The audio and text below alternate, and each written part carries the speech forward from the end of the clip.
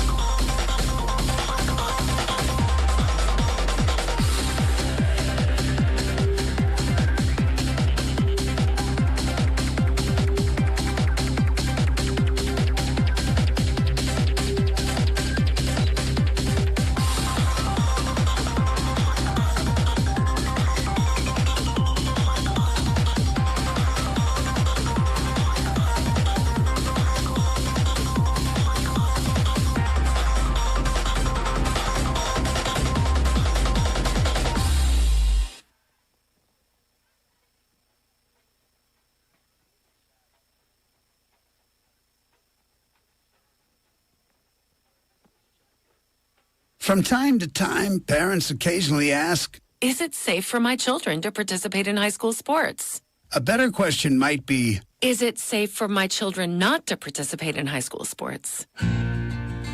Statistics show that teenagers are likely to be healthier and stay healthier as adults if they play a sport in high school. Participating in a high school sport builds and maintains strong bones, muscles, and joints. High school athletes are also more likely to develop good eating habits. High school athletes not only have stronger bodies, their self-esteem, self-confidence, and self-discipline are strengthened too. So insightful parents aren't asking, is it safe for my children to participate in high school sports? Instead, they're asking, hey, what time is the game tonight? This message presented by the Tennessee Secondary School Athletic Association and the Tennessee Interscholastic Athletic Administrators Association. Let's talk about the X's and O's of family entertainment. Every parent in Tennessee knows the importance of being able to draw up an activity that'll get you out of the house for a couple of hours. But it needs to be affordable. It needs to be family-friendly. Above all, it needs to be fun. Now, let's talk about high school sports.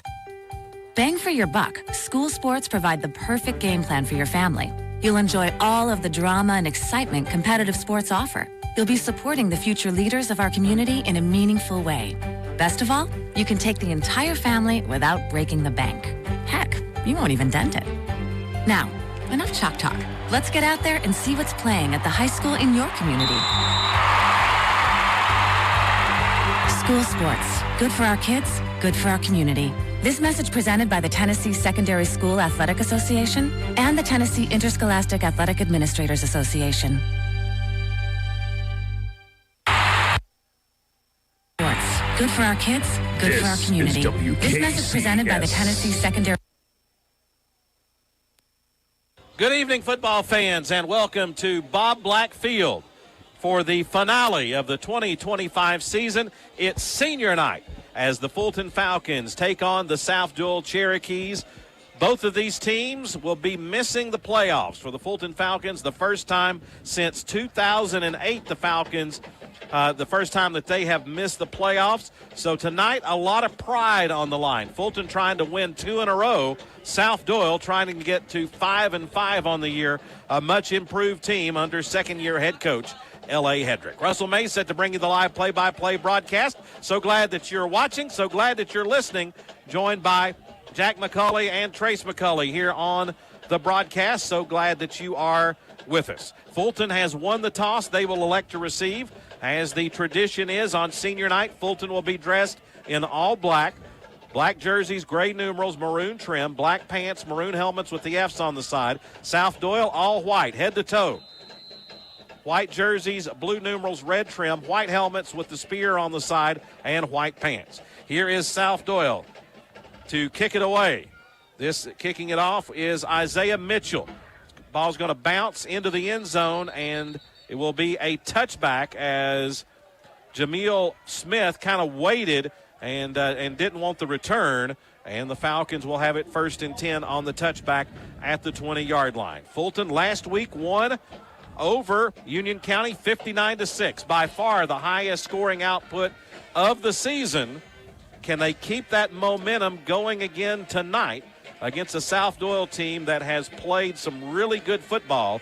Last week went right down to the wire against Anderson County, a game that was back and forth basically for 3 quarters before Anderson County pulled away late to win 49-27. As we said, South Doyle 4-5 on the year, but probably one of the more impressive wins of the year, winning against Gibbs in overtime. Justin Burris, the quarterback, faces a 4-man front for the Cherokees, has 2 receivers to the right side of the formation, 1 to the left. Womble, the deep running back, as Fulton will be moving to your right, moving towards the Knoxville Police Department.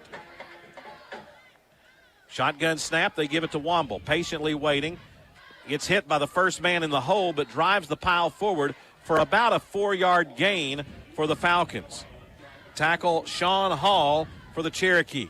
And you look at this Cherokee team on defense, there's no seniors listed. Okay, so that means everybody will be back next year, and Coach Hedrick has to be really excited about that fact, as his team has been much improved. Fulton trying to find a way to stay hot. 2 receivers to the left as it'll be 2nd down and 6. Handoff again. Womble has a little bit of a seam, spins forward, and will have a first down as he dances his way past the 30 up to the 33-yard line as Rajon Womble tries the right side and gets the first down. Yeah, and it feels like the Falcons are going to be a bit more fired up for this one, so it'll be a competitive game, especially coming off a win last week. And I think one of the keys tonight, neither one of these teams are going to the playoffs. Who's more excited to play tonight might be the big difference. Yeah, agreed. Ball spotted at the 33. It'll be 1st and 10 for the Falcons as Upshaw will check in as a running back. Now Smith goes in motion, and he'll be directly behind Womble.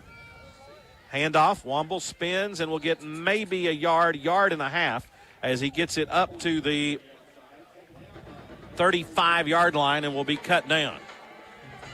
Yeah, in the last game against Union County, they scored in the first quarter in the first 2 plays on offense, and they hadn't scored a point in the first quarter for that, I don't believe. So I think one of the big factors here, trying to get it in the end zone here on the first drive. Yeah, getting off to a good start. Yeah, before last week, Fulton had not scored in the first quarter.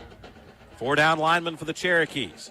Handoff, they was hit in the backfield as they tried the draw play to Womble, and it wasn't fooled. Lincoln Jackson, a junior, number 99, makes the tackle, and now South Doyle has Fulton right where they want him, as it's going to be 3rd down and long, 3rd and 10 for the quarterback, Justin Burris. Last week against Union County, Fulton played 3 different quarterbacks. Yeah, and I think this might be a pass situation, but they haven't done it much all year. We'll see what they do here. Once again, that 4 down lineman look.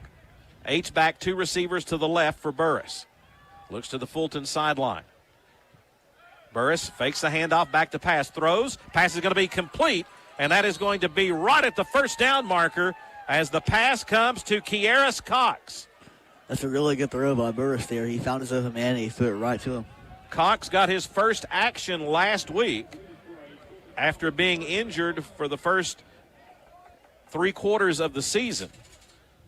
Yeah, and I think he's one of the better players on this team. He's a really young guy, so I think they have something to look forward to with him. Played a lot last year as a freshman. He was Fulton's most experienced returning receiver. The 2 receiver side will be to the short side of the field. 1st and 10 at the Fulton 43-yard line. 9:38 remaining in the first quarter. Pistol set. Burris going to throw it near side. Pass is going to be complete to Chaz Wood as he navigates through the defense and will be pushed out of bounds right near the midfield stripe as they just go a little quick route on the near side to Chaz Wood, and he'll pick up 8 yards for the Falcons. And that's another pretty good receiver right there for Fulton, Chaz Wood.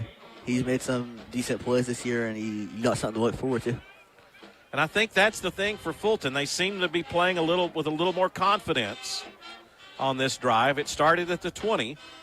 The Falcons have picked up a couple of first downs and now have it right on the midfield stripe. 9.5 minutes remaining.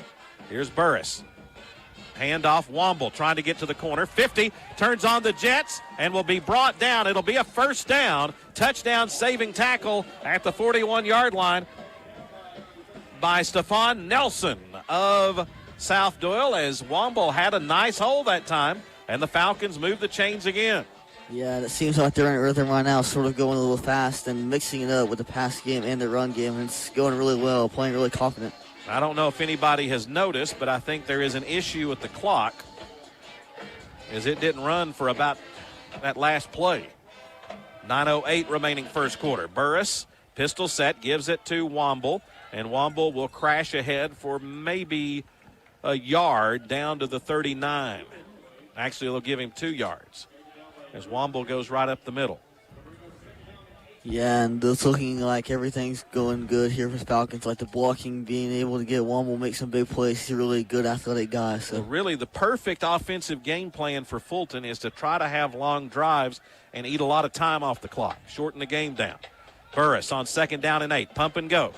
Going to throw it up deep. Looking for Kieris Cox. Makes a beautiful adjustment. Comes back to the football and makes the catch at the South Doyle 17-yard line. As Burris threw a moonshot up, and Kieris found the football and got to the exact spot where it would land right in his hands for the first down. That's a really good back shoulder throw and a really good catch by Kyrus Coxter. Yeah, he threw it up downfield, and one of the best players on the team has been out for a while. It's good to have him back. It makes a huge difference to have some experience back out there. 1st and 10. Here's Burris. Handoff goes to Womble. Womble tries the left side. Will get it down to the 15-yard line. Pulled down by Sean Hall of South Doyle. Again, this is probably one of Fulton's most impressive drives of the year, as it started on the touchback at the 20-yard line, and the Falcons have moved it down to the 15-yard line. And especially with it being in the first quarter, they've had struggles in the first quarter, but they seem to get it going here. And you're trying to keep that potent South Doyle offense off the field. 2nd down, 7 for the Falcons at the Cherokee 15. Burris fakes the handoff. Going to throw in the end zone. He's got a man open, just overthrown. Trying to get to the back corner of the end zone on the right-hand side was, I believe that was Cox, and just couldn't get it to him. Overthrown, and it'll be 3rd and 7. And, you know, they've done a really good job mixing up on this drive, but 3rd down, that is an interesting kicker situation. I'll be interested to see what they do here, even if they go for it on 4th. Yeah, I would think it's 4-down territory. Douglas Benegas, the kicker, I don't know that they would try a field goal in this situation. So 3rd down, 7, 7:43 remaining. Twins to the left. Burris dumps it off, near side pass complete to Womble. 10 gets a block, and Womble will step out of bounds inside the 5-yard line at the 3. So the play action coming to the near side, and Burris just gently drops it off to Womble, who will have it 1st and goal for the Falcons. And that was a pretty good play call on the play fake to Womble and having it come back across for a reception. Yeah, I like that play call a lot, especially on 3rd down. That's a good pickup with good blocking as well. So it'll be 1st and goal for the Falcons. Ball on the right hash. 2 running backs this time. Twins receivers to the left. South Doyle still the 4-down lineman look. Handoff Womble. Cuts and is going to be slung down for a loss. Tried to go right, then cut back left as the always dangerous Jeremiah Smith was there for the tackle. It'll be a loss for the Falcons, and it's going to be a significant loss back beyond the 6-yard line. And, you know, trying to make the play, trying to extend it, and to think he bit off more than he could chew there. Yeah, trying to make something happen when there was nothing there. 7:10 remaining first quarter, no score. Falcons on the drive at the Cherokee 6-yard line. Twins to the short side of the field. Here's Burris, looks. They bring the heat. Burris looks to throw, sets up, and is going to dump it off incomplete. And a flag is going to be thrown, as I think Burris was hit late. Burris tried to throw it in the end zone to Cox, and then after he threw it, I believe he was shoved to the ground.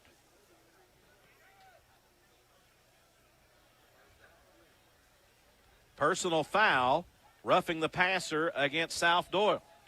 That's a pretty good job by Burris to avoid the sack. He had some guys coming at him, and then he draws the penalty on South Doyle. Don't know if roughing the passer made the penalty bingo card this week. We'll have to wait and see. So it'll be a penalty against South Doyle, and more importantly for Fulton, it'll give Fulton a fresh set of downs. Yeah, that was a really big penalty considering it was 3rd down the drive. Hadn't gone your way. You've got a fresh start here, try and get it in the end zone. Half the distance to the goal line. 1st down and goal to go from the 3-yard line. Womble will be the quarterback, gets it. Runs to the right and is going to be hit and dropped again. For a loss, back to the 6. Walter Gould makes the tackle. As South Doyle did a good job stretching out the play, and Womble just could not get to the corner, and it'll be 2nd down and goal from the 6. And I feel like South Doyle's done a good job of getting their backs outside, not letting it running up the gut. And they had a Womble out there at QB last play. Burris still on the sideline. I guess they're going to stick with him here on this play.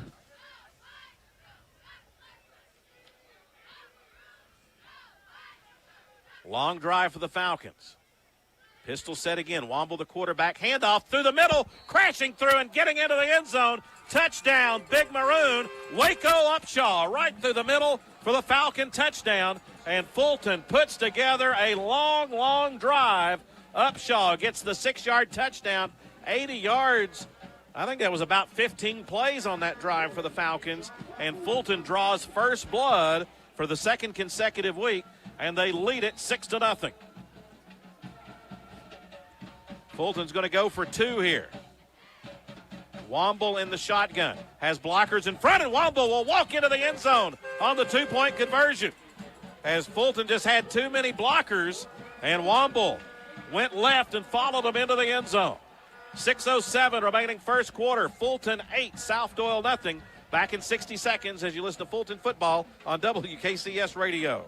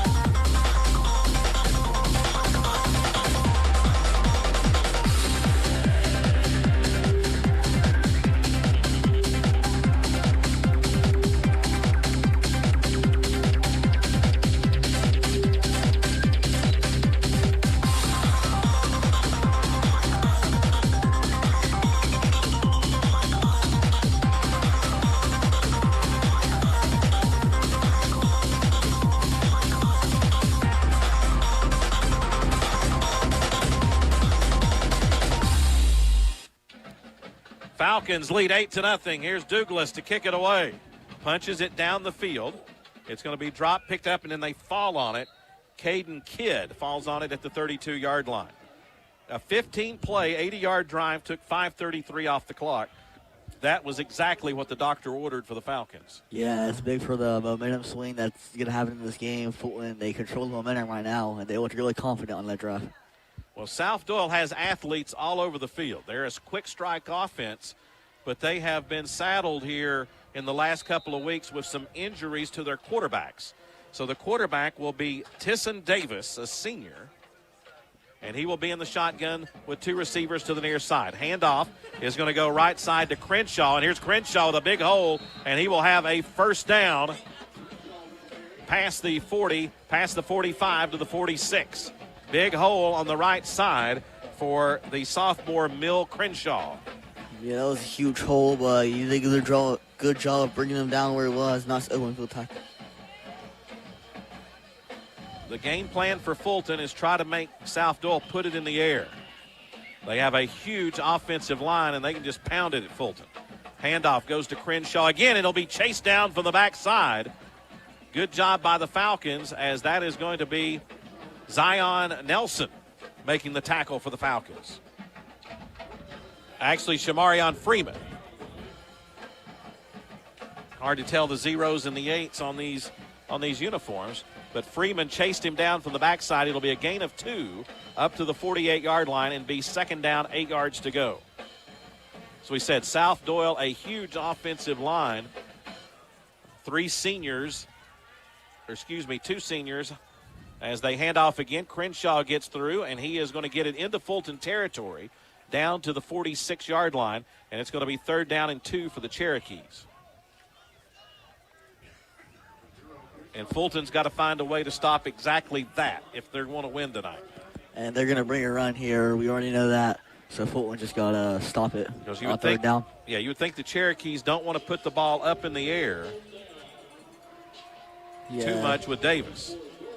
Single back set, 2 receivers to the right. Fulton, 5 men up on the line of scrimmage. High snap, and the quarterback's going to be sacked. The snap was high to Davis, and Fulton was able to shot through again, and it was Shamarion Freeman again for the Falcons. Yeah, he balled snap, and Fulton had a lot of guys back there immediately, and he couldn't do anything with the ball, so that's going to be a huge play for Fulton. Sacked back into South Doyle territory to the 49, and it appears that the Cherokees are going to be in punt formation, so it takes them out of trying to go for it here. Let's see if they try to fake it. from midfield.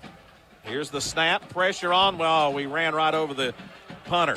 Ball's bouncing. It takes a nice South Doyle roll. There's no flag, but South Doyle is going to down the football at the 3-yard line. I'm surprised with no penalty there. I'm surprised Fulton came through. They'll have to say maybe that he was blocked into the punter. But give Mitchell a lot of credit as he pins Fulton inside the 5-yard line. That was a really good punt right there, and Fulton needs to put another really long drive together. Burn a lot of more clock. 3:39 remaining first quarter, no score. Fulton 8, South Doyle nothing. No score for the Cherokees. Fulton will have it 1st and 10 at their own 4-yard line. Burris will be back in at quarterback with Womble and Upshaw at running back.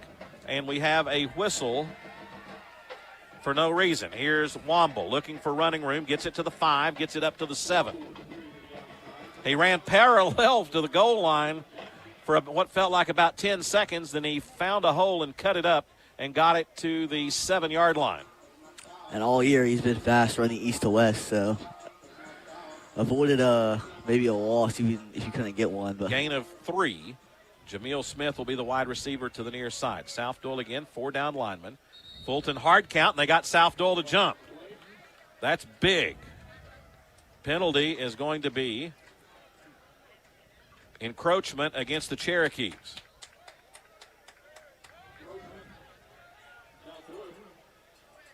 Encroachment against the Cherokees will move the football to the 13-yard line and make it 2nd down and about 1.5. But what it does is it takes the ball off the goal line. 2 running backs at the shoulders of the quarterback, Justin Burris. Now Burris will walk up, talk to the offensive lineman, change the play. Play clock is not working, so we have no idea how much time is on the play clock. Handoff, Womble has a hole, has blocking in front. Womble patiently waiting, gets it past the 20, up to the 25-yard line, and will have a 1st down for the Falcons. Yeah, it's a good job patiently running, following your blocks by Womble. Brought to the ground by Jeremiah Steiden of the Cherokees. And the Falcons continue to move the football. And now we have another whistle. As I said, we've had whistles all game for no reason, as they're going to send a South Doyle player out of the game. And now they'll get somebody on late, as they only had 3 down linemen. Now they'll have 4. And now a whistle. I think we're going to have a flag against South Doyle, and Coach Hedrick's coming out. Is it a flag? Is it a timeout? What is it? The official threw a flag.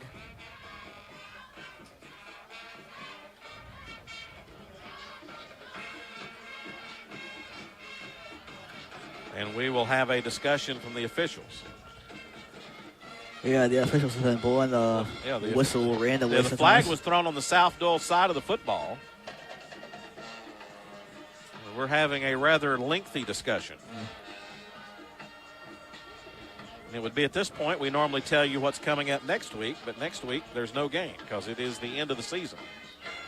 The official will come out and give us a sideline warning against South Doyle.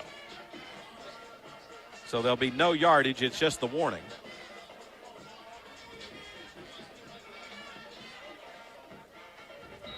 And we'll have 1st and 10 again from the 26-yard line. Wood is the wide receiver to the left of the formation. Burris in the shotgun, hands off to Womble. And Womble will be tripped up and dropped after a short gain. Great job by the Cherokees waiting that time. And as Womble cut it up off the left tackle, somebody just laid on the ground and tripped him up. Gain of 1. It'll be 2nd down 9 for Fulton. Minute 49 remaining in the first quarter. South Doyle might be catching on to the run game a little bit, but we've seen Fulton be explosive with the pass game this game too, so maybe we'll see that get mixed in here.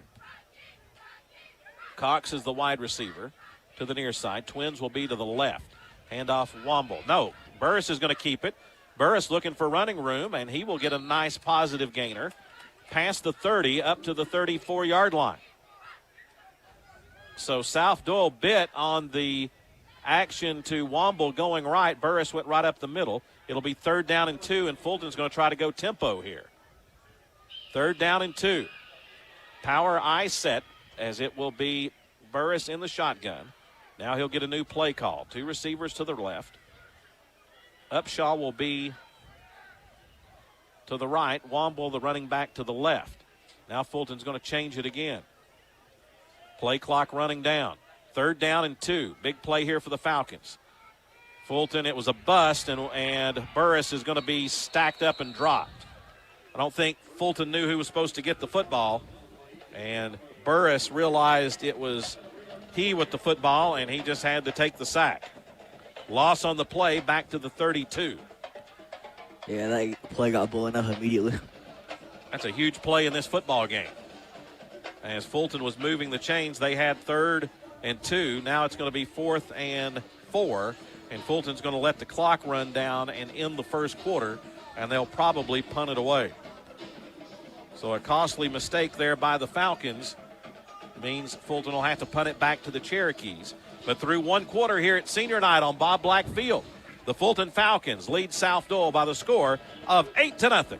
We'll be back in 60 seconds with more as you listen to Fulton football on WKCS Radio. Let's talk about the X's and O's of family entertainment. Every parent in Tennessee knows the importance of being able to draw up an activity that'll get you out of the house for a couple of hours. But it needs to be affordable. It needs to be family-friendly. Above all, it needs to be fun. Now, let's talk about high school sports. Bang for your buck, school sports provide the perfect game plan for your family. You'll enjoy all of the drama and excitement competitive sports offer. You'll be supporting the future leaders of our community in a meaningful way. Best of all, you can take the entire family without breaking the bank. Heck, you won't even dent it. Now, enough chalk talk. Let's get out there and see what's playing at the high school in your community. School sports. Good for our kids, good for our community. This message presented by the Tennessee Secondary School Athletic Association and the Tennessee Interscholastic Athletic Administrators Association. Second quarter set to get underway here from Bob Black Field. Fulton facing they've got the chains fouled up here. No, that's right. 4th down and about 4. Fulton is going to punt. So Womble will drop back into punt formation. Gets the pass, runs to the near side, kicks it away. Nice high kick. Fair caught, and it's going to hit a Fulton player. The ball's rolling around, and let's see what happens here. It hit one of the blockers down the field right in the top of the helmet. South Doyle Smith was trying to cover it, was trying to fair catch it. So they're going to mark it down where it hit Fulton in the helmet, which is going to be the 39-yard line. That's kind of a bad break for Fulton. Yeah, that ball was going to bounce backwards, and they would have had it pinned a little bit deeper than that. And I think on this drive, Fulton trying to get it in the air, make sure you can establish dominance on the run defense so you can put it in the air. Well, our crack camera crew caught what was the reason for the penalty, the sideline warning. One of the South Doyle assistant coaches threw his headset on the ground, and it bounced all the way out midway to the field. That's why they got the penalty. So South Doyle 1st and 10. Here's Crenshaw patiently waiting, and he's going to get about 7 yards past the 45 up to the 46.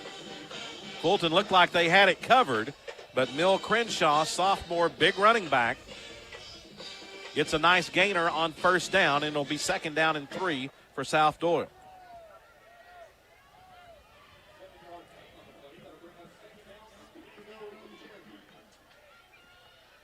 The quarterback, Tisson Davis, a senior, listed as a quarterback and linebacker. 2 receivers to the near side. They give it to Crenshaw. He gets a nice start, and he'll carry it into Fulton territory down to the 45. As he blasted that one through. And South Doyle was just going to keep on running it. Yep. Zion Nelson with the tackle for the Falcons. And it'll be 1st and 10 at the Fulton 45. It's been some good tackling by some guys in the secondary, but it starts up front here. 1st and 10. H-back and a wide receiver tight to the formation to the right for South Doyle.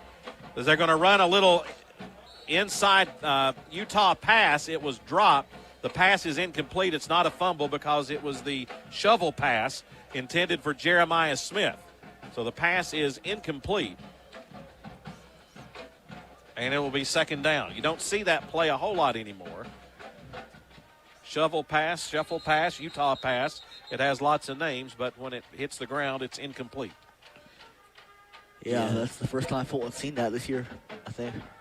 And South Doyle has made them, they fumbled in the backfield or a bad snap. They didn't fumble, and they ended up costing them that drive, and now that. I think we're having some more issues with the clock here. And Coach Rob Black will call up and give us an update on the time. I want to say hello to Coach J.T. Ostrowski, former Fulton offensive coordinator. He's now the head coach at McMinn Central High School. He's watching the broadcast tonight. Texted me before the game, so greetings to Coach O. Tell you what, McMinn Central's having a great year. They are 6-3 on the year, and they will host Austin East tomorrow night with a chance to go 7-3 and have a chance to host a playoff game next week. So, you know, you look at it on Coach Mack's staff a couple of years ago. You got Coach Ostrowski doing a great job at McMinn Central and Coach Hedrick doing a great job at South Doyle. Second down and 10. Handoff is going to go to Crenshaw on the right side.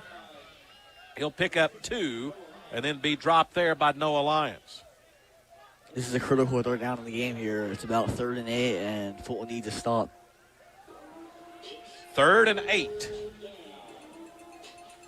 Might be 4-down territory if they can get some positive yards here, but will they put it in the air? I would say they would go for it. Maybe they try to run it here, just knowing they're going to go for it on 4th down. Davis in the shotgun. They've got an H-back and 2 receivers tight to the left side of the formation. Fulton shows blitz. Davis going to throw it out. Pass is going to be complete out in the flat, and it will be a first down. Great call by South Doyle as they dump it off left side to Sean Hall, and he will get the first down to the 32-yard line. Fulton showed blitz, and Fulton just had nobody underneath to cover one of those inside receivers as he went on the out route, and South Doyle moves the chains. Yeah, really good call. Probably knowing Fulton was going to try and blitz, thinking South Doyle was going to run and having someone open downfield. Fulton's only surrendered 25% of third down conversions this year, but they did it there. Handoff coming through and being tripped up is going to be Crenshaw, as Lyons was on the ground for the Falcons and got Crenshaw by the leg and tripped him up after about a 3-yard gain. So South Doyle on the drive here after the punt by the Falcons. They have it at the Fulton 29-yard line with 8:46 remaining in the first half. Fulton leading 8-0. Now South Doyle will go with trips, 3 receivers to the wide side of the field, which is to the right. Handoff, Crenshaw comes through and will be close to first down yardage as he had a big hole there on the right side, and we'll get it down to the 24. Needs the 22.5 for a first down, so he's going to be about 1.5 yards short. South Doyle trying to go tempo here. 3 receivers to the left. Crenshaw, the running back. Davis, the quarterback. South Doyle claps, trying to get Fulton to jump. Now it looks like they're going to change the play. 8 minutes remaining here in the first half. Davis claps for the football. Gives it to Crenshaw. Has a hole, and he's going to race into the end zone for the touchdown. Bounced it out. Fulton missed a tackle at the point of attack, and Crenshaw rumbles 24 yards for the South Doyle touchdown to make the score 8-6. That's really good vision by Crenshaw, seeing the outside was open and taking it over there.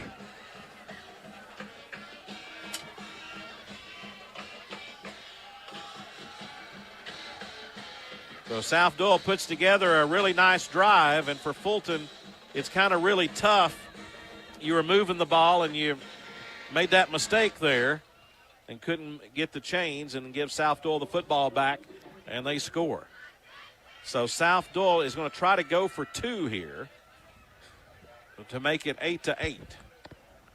8-6 the score. I just give it to Crenshaw. He's running the ball well. 2 receivers to the right. Crenshaw will be to the right of the quarterback, Davis. They give it to Crenshaw. And that's why I'm not a football coach, because Crenshaw is stood up and dropped. Went right up the middle, and the black-shirted Fulton defense gets the stop to maintain the Fulton lead at 8-6 with 7:47 remaining in the first half.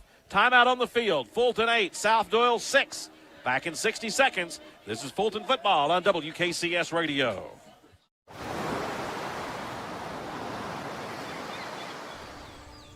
Hear that? That's the sound of your life. Perfectly imperfect.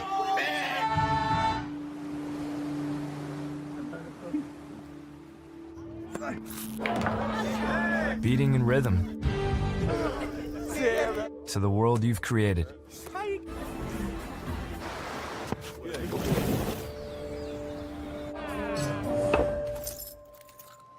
But every time you drive after drinking, the music gets drowned out.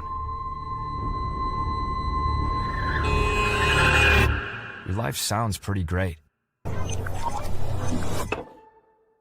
Don't let a buzz ruin it. Buzzed driving is drunk driving. Don't drive buzzed. South Doyle puts together a 9-play, 61-yard drive. Took 3:57 off the clock. Crenshaw with the touchdown run makes it 8-6 as the Fulton defense stopped the 2-point conversion. Here is Isaiah Mitchell to kick it away. Jameel Smith back deep to receive for the Falcons. And they're going to kick it deep. Smith is going to catch it right on the 10-yard line. Dropped it for a moment. Picks it up. Now tries to bounce to the outside. Makes a nice move. Stays up. 30. 35. Spins. Reverses field. Now is reversing all the way across the field. A flag is down. It won't matter, as I think Smith is just going to keep going and be brought down. I think we're going to have a blindside block against the Falcons. And South Doyle has 3 players down at once, all in pain. Oh, my goodness. And anytime you reverse field, those kind of things are going to happen. Yeah. As one for South Doyle is number 4, Caden Kidd. And he's going to hobble off the field under his own power. One player right on the South Doyle sideline got up and walked off. And now the South Doyle coaches and trainers, led by former Fulton trainer Ben Conaway, out to take a look. Yeah, anytime you reverse field, you're going to have that, either a block in the back or the blindside block.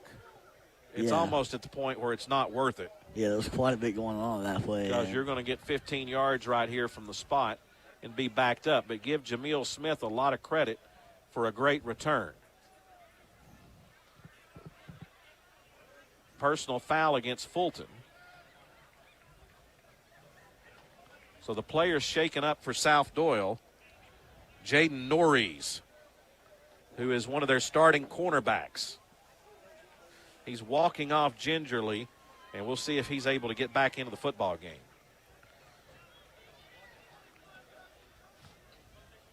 Once upon a time, you could, those blindside blocks were legal, but for player safety, they did away with it. Those were the kind of hits that you would always see on the highlights on TV at night. But you're trying to de-emphasize them. But give Smith, didn't want to go down and got almost to the South Doyle sideline and turned around. And when he did, that's when the flags were flying. Yeah, it was a really good effort. And for a second, when he reversed through, I thought it was going to be gone at the end zone. Well, and the bad news is the penalty is going to be marked all the way back to the – it was a personal foul, so – personal fouls on our penalty bingo card. Moves it all the way back to the Fulton 12-yard line. Womble will be the quarterback. Fakes the handoff. Is going to keep it near side. Has some running room. A flag is down as Womble gets it up to the 25, but I think Fulton's going to be backed up again.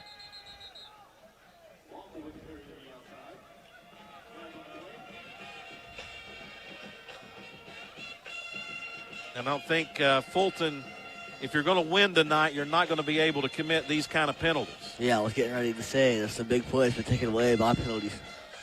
Let's see what the penalty is. Holding against the Falcons. So that's going to be half the distance. And we'll move the football back to the 6-yard line.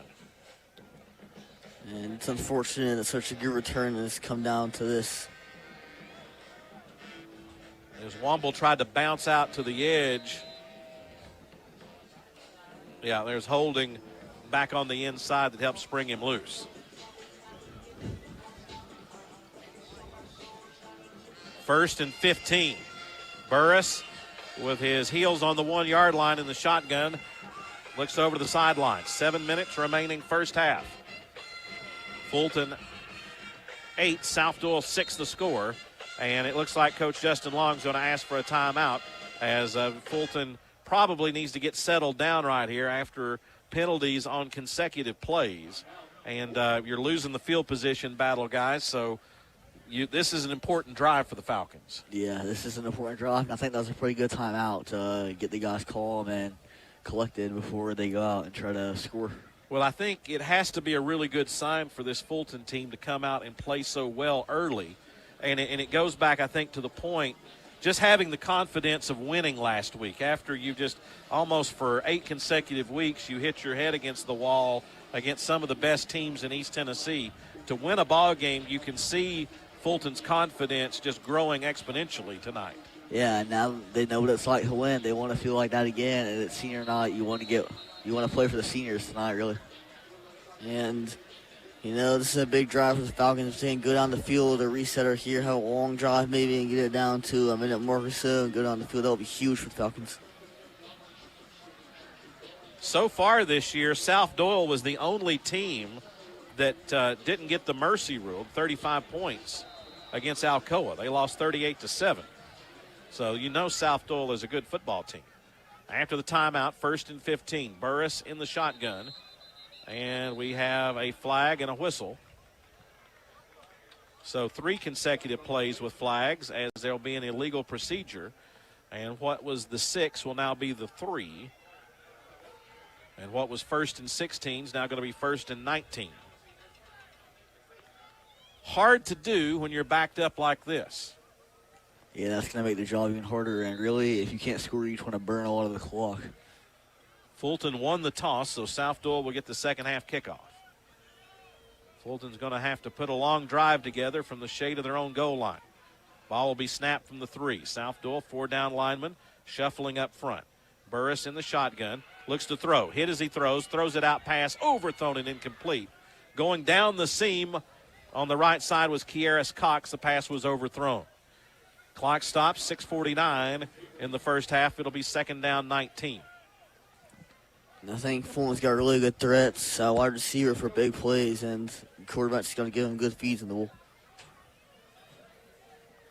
Well, that's a good idea by Fulton because I figure they would think that you just hand off to Womble and let him get what he could, so you'd stack it up. Fulton tried to hit it deep. Burris just overthrew it a little bit. Handoff. Womble's going to keep it. Breaks through a tackle at the 10.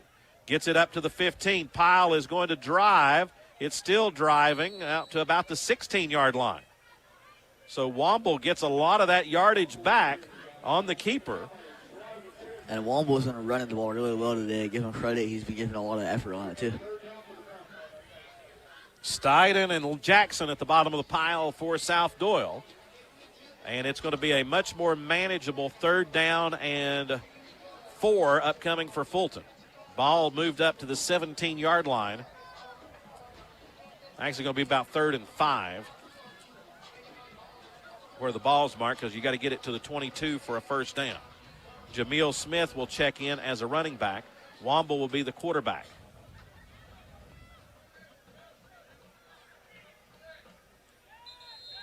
And Fulton's going to use their 2nd timeout here. Timeout on the field, 5:49 remaining. Let's take a 30-second break here in the second quarter. 30-second break, Fulton 8, South Doyle 6. This is Fulton football on WKCS Radio. I can't believe you. A game without a crowd is just a scrimmage. A performance without an audience is just a rehearsal. Without your presence, high school sports and the performing arts aren't possible.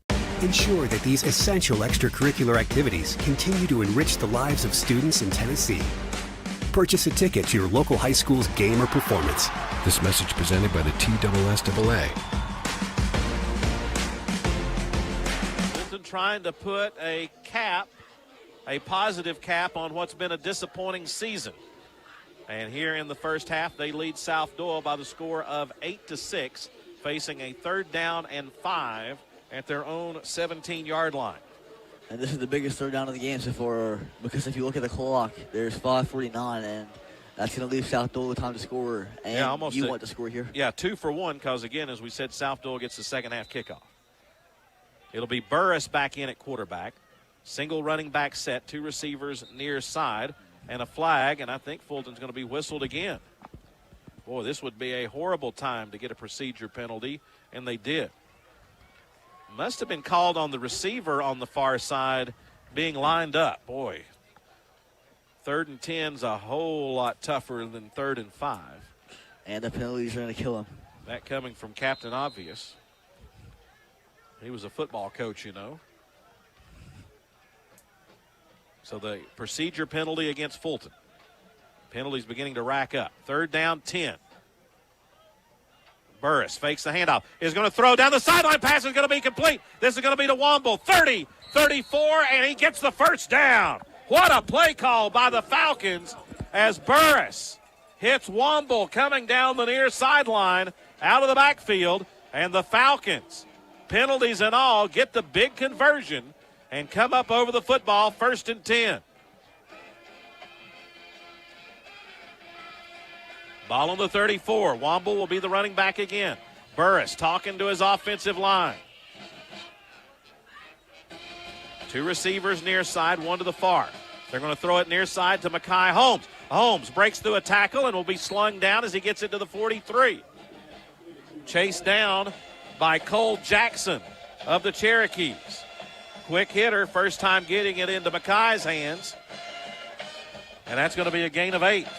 And on the previous play, I don't think anyone expected Womble to come back around on the sideline. It was really good. Drew up really good by the Fulton staff. 2 receivers wide on the far side. Handoff.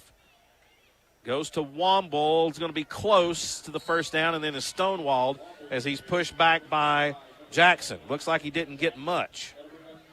Well, where the officials spotted it, looks like it might be a first down. Let's see. They've spotted it up to the 44, and they'll say it's first down Falcons. Didn't look like he got that much, but the official says it's a first down for the Big Maroon. Yeah, and that's a break for Fulton there that they haven't had all season. They've been one of the more unlucky teams, I feel like. Here is Burris at quarterback. Womble and Upshaw, the running backs. They're going to go, no, Burris is going to keep it, and he will get through and get it up to about the 48-yard line. Trying to keep South Doyle honest there, not handing it off to Womble, cutting towards the sideline. Burris just keeps it up the middle, and he gets 3 yards. That's a really good read on the option play right there. Same formation, 2 receivers almost on the South Doyle sideline. Handoff Womble, patiently waiting, gets it up to the 50 and then is driven backwards. Got a couple there, so it's going to bring up 3rd down and 4 as there were a lot of white-shirted Cherokees around the football as we approach the 4-minute mark remaining in the first half. Ball right on the 50-yard line.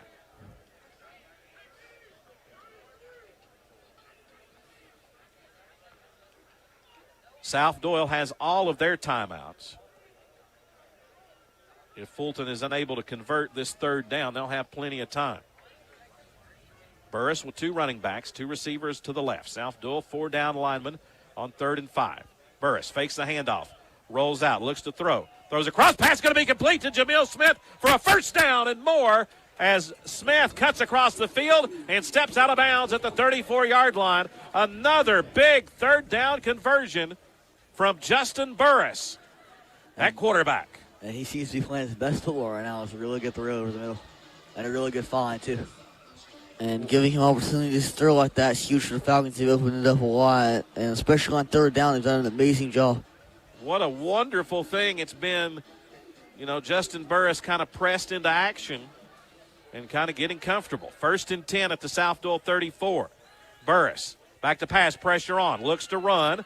Is going to get yardage and will step out of bounds as he gets it to the 30. Looks like they're going to say, what, the 31, 32-yard line. So Burris on the scramble carries for positive yardage. They'll give him 3.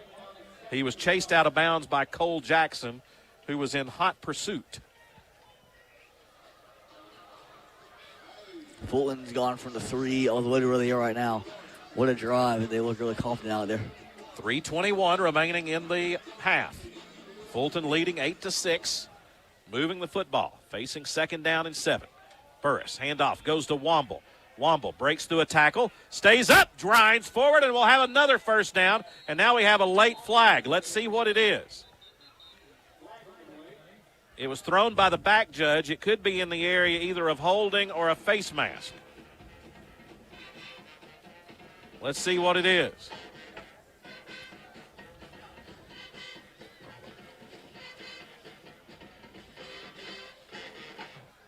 The penalty will be personal foul. Face mask, South Doyle.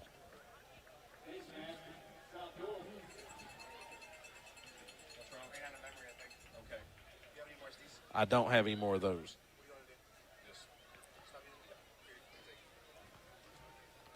So 1st and 10 for the Falcons, down to the 12-yard line.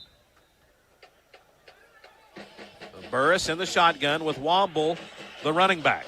After the personal foul against the Cherokees, we're going to hit the 3-minute mark in the 2nd quarter. 2 receivers near side. Burris talking to everybody, changing the play. Handoff Womble. Gets through at the 5. Grinds, reaches for the end zone. Did he get there? Not quite, but he is down at the 1-yard line, and it'll be 1st and goal for the Big Maroon on a tough run by Rajon Womble. And he's running really good. He's breaking tackles, and he looks really good. He's a really big reason that Fulton's doing what they're doing tonight. And Fulton's had a lot of explosive plays, which has helped them. We talked about it all season, and it's going on all right for Fulton right now. The drive they needed right here. Burris, 1st and goal from the 1. South Doyle shows blitz up the middle. Handoff, Womble, touchdown, Big Maroon. Fulton unofficially went 97 yards on that drive, and Womble caps it out with a 1-yard touchdown run. All the penalties move Fulton back to the 3, and they go 97 yards for the score. Despite some penalties, they keep their head up, and they go 97 yards. Here is a huge extra point by Douglas. 14-6. It's an 8-point lead. The extra point makes it a 2-possession game. Womble the holder. Snap. The kick is right down Broadway.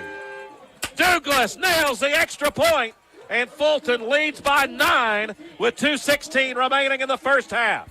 Fulton 15, South Doyle 6, 2:16 remaining, 2nd quarter. Back in 60 seconds with more as you listen to Fulton football on WKCS Radio.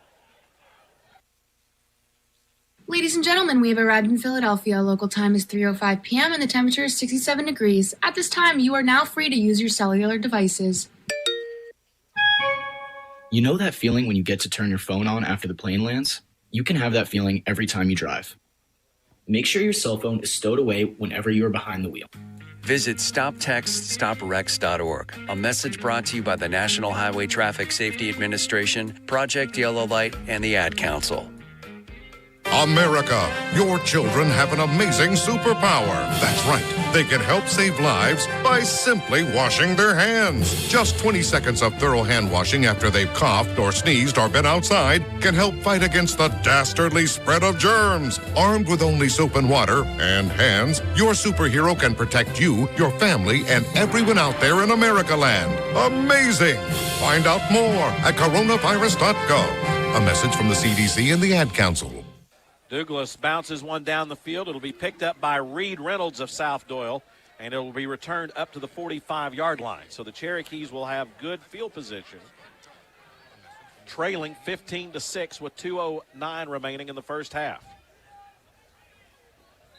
And Fulton's going to defend really well here, going to defend the lead. South Doyle's getting the ball after half, so just contain the run game here. Officially, that was a 96-yard touchdown drive for the Falcons. 2 receivers to the near side. Handoff. Going to go to Crenshaw. Has running room. Running through tacklers. He's in the secondary, and he'll be tripped up as he gets it inside the 30-yard line. Boy, when Crenshaw gets it, he comes like he's shot out of a cannon. And that's what he did there. And that is a big gainer with 2 minutes remaining in the half for the Cherokees. It would be huge if South Doyle could score here. Plus, they'd get the ball back to open up the second half. Yeah, you just got to keep giving it to Crenshaw. He's got some really good acceleration, and he follows the blocks, and he's just really good at running the football. 1st and 10, Cherokees at the Fulton 28. 3 receivers to the right. Handoff, Crenshaw again. Breaks through 1 tackle, won't break through the second one, but still is going to get 4 yards as he goes on the right side. And the clock's running here, so South Doyle might have to go. They have their timeouts. The Cherokees do not seem to be in a great big hurry. Boy, if the Fulton defense could get a stop right here, it would be huge. Yeah, especially with a 2-possession lead. That would be huge going into halftime. Ball at the 24. New running back in for the Cherokees will be Gould. They throw near side to Smith, and the pass is incomplete. That is a dangerous receiver. Jeremiah Smith last week, I think, had a couple of pick sixes and a kickoff return for a touchdown that kept South Doyle in the game against Anderson County. Yeah, he's able to make big plays. He kept them in the game with Anderson County, so they've done a good job of containing him, and that was just a bad pass there. Yeah, they tried to throw it near side to him, just couldn't hold on to it. 3rd and 6 with 1:02 remaining. Obviously 4-down territory for the Cherokees. As the quarterback, Davis, is in the shotgun. Handoff near side and being brought down. Did he drop the football? Fulton says there was a fumble. They're going to say he was down after about a 1-yard gain. And South Doyle's going to have to ask for a timeout. As Gould kind of awkwardly came through, and I think as he went down, he laid the ball on the ground, but they said he was officially whistled down before the ball came out. So it's going to be 4th and 5 as South Doyle uses their first timeout here with 54.4 seconds left. And after that first run by Crenshaw, the Fulton defense has got it together, and they have a critical 4th down here. And this Fulton defense that's had their backs to the wall all year long have an opportunity here to maybe make one of the biggest plays of the season if they can get a stop on 4th and 5. Well, playoffs are not at stake tonight, but there's a lot of pride on the line for both of these teams. South Doyle wants to end their season at 5-5 and probably be maybe the best team in Tennessee to not make the playoffs. Yeah, it's a really good football team here, and they're already eliminated for the playoffs. Fulton trying to end a very disappointing season with 2 consecutive wins and try to get a lot of momentum going into the 2026 season. Yeah, so that shows you how good the region for Fulton that they're playing in is. Even though there's no playoffs on the line, this game means a lot. Crenshaw is going to be back in at running back. He's to the right. Double twin set, 4 wide receivers for South Doyle, and Fulton is going to counter here by asking for a timeout, taking a look at the South Doyle formation. And now you have the tit-for-tat kind of situation. Fulton saw how South Doyle lined up, and now the question will be, will South Doyle stay with what they originally planned, or will they do something different, knowing that Fulton knows what they're doing? Yeah, I'll be interested to see what South Doyle does here and what Fulton comes out and say Crenshaw's run the ball really well. They've done a good job of containing him, but they have a playmaker in Jeremiah Smith. We'll see if they give him the ball. Yeah, that would be, you would think, being such an explosive athlete, you got to try to get it in the hands of those guys. But again, a great effort here by the Falcons, leading 15-6. 50.4 seconds remaining in the first half. South Doyle facing a 4th and 5 at the Fulton 23-yard line. The Cherokees have been battle-tested this year. But they're down a couple of quarterbacks, and Davis going to try to convert here. Crenshaw, the running back, split to the right. Hard count. Davis back to pass. Pressure on, throws deep middle. Pass, batted away and incomplete. Batted away as they tried to go over the middle of the field to Smith, and I think it was John Whittington. Knocks it away at the last second, and the Fulton defense gets a titanic stop. What a play by Whittington to break that ball up. I thought it was me caught, but he just came out of nowhere and made a big play on that. Yeah, that's probably the biggest play of the game, no doubt, and the biggest stop. This Fulton defense really clutched up here. So the Falcons will try to run out the clock here. South Doyle has 2 timeouts.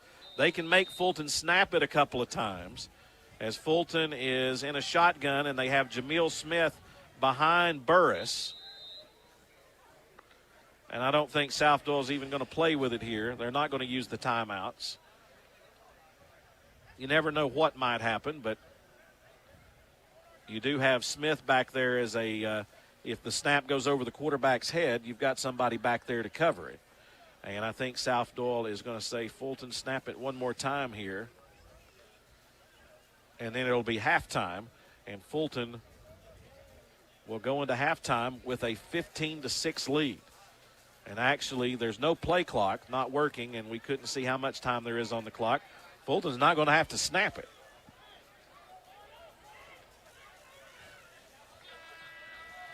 There was a little bit of confusion. Fulton went over the football as South Doyle was running off to try to snap it, but decided against it. Well, guys, Fulton's leading by 9 at halftime, 15-6. What a great effort. You know, we thought maybe the team that was most excited to play might have the advantage, and I tell you what, Fulton has put together a 96-yard touchdown drive and an 80-yard touchdown drive, and they lead 15-6 at halftime. Been a very impressive performance. Yeah, it's the best game Fulton has played this year, no doubt. And I knew from that first drive that it was going to be a pretty good effort, and it's paid off for Fulton so far. 15-6 is our halftime score from Bob Black Field. We'll take a 2-minute break and be back with halftime programming. You're listening to Fulton Football on WKCS Radio.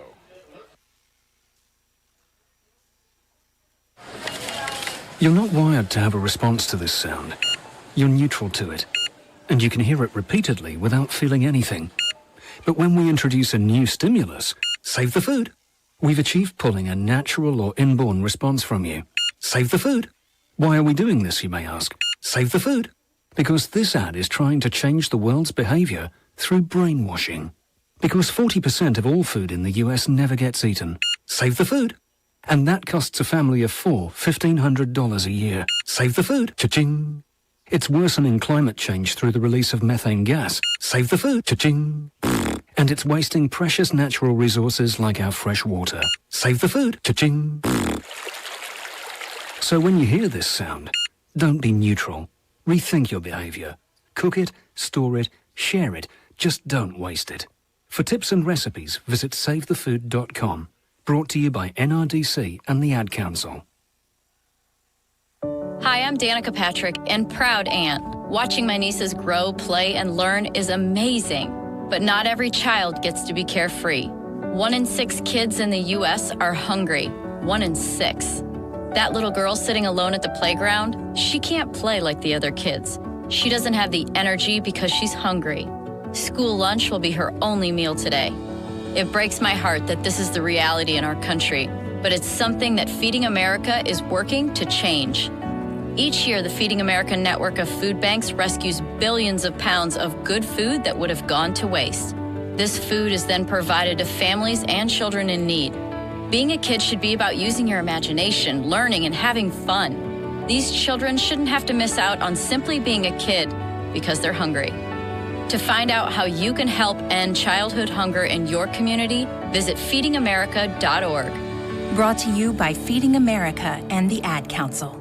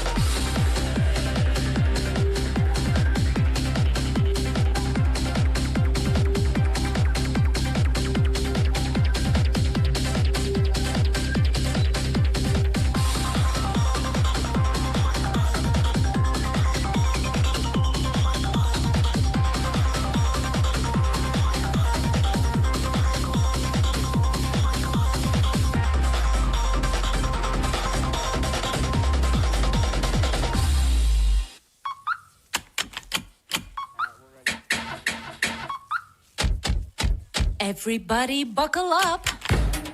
Buckle up. Buckle up. Buckle up. Everybody buckle up. Buckle up. Buckle up.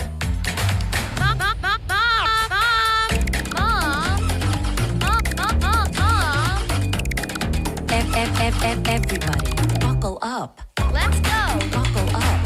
Can we go to the store, Mom? Can we get some ice cream? Everybody buckle up. Everybody buckle up. A lot goes on in the car, but remember, you're in control. Stand firm. Only move when you hear the click that says they're buckled in. Never give up until they buckle up. Learn more at safercar.gov/kidsbuckleup. A message from the National Highway Traffic Safety Administration and the Ad Council. Welcome, everyone, and thanks for joining us for the Fulton Football Halftime Show on WKCS Radio. I'm Trace McCulley, joined here by Manny McNish and Jack McCulley, as Fulton leads South Doyle 15-6 on senior night at Bob Black Field, and it's halftime. And we're going to send it over to Jack for some scores around East Tennessee. And let's go ahead and get it started with a game with huge playoff implications. Greenville leads Elizabethton 20-0. And in the second quarter, I believe they just scored a touchdown. And then Bradley Central leads winless Bearden 23-6. Farragut leads Cleveland at halftime 14-7. Carter is tied with Gibbs in the huge district matchup in the second quarter. And in the second quarter of the Oak Ridge Maryville game, Maryville leads 27-0.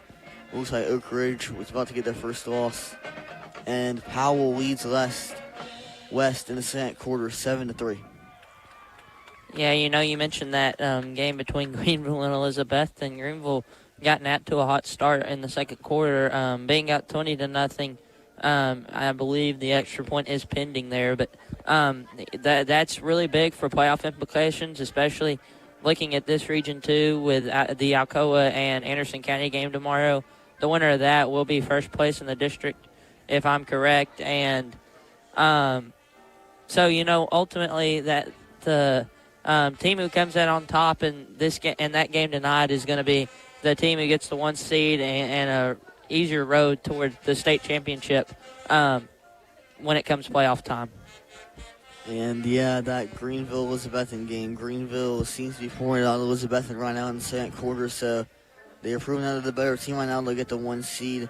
And another game that I forgot to mention, when Cherokee trails Northview Academy 10-0, and they're one of the better teams in District 1, so Northview Academy 3-6 on the year.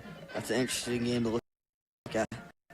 Yeah, and that Maryville and Oak Ridge game is kind of interesting. I mean, Maryville has just ran away with it in the second quarter. They're up 27-0.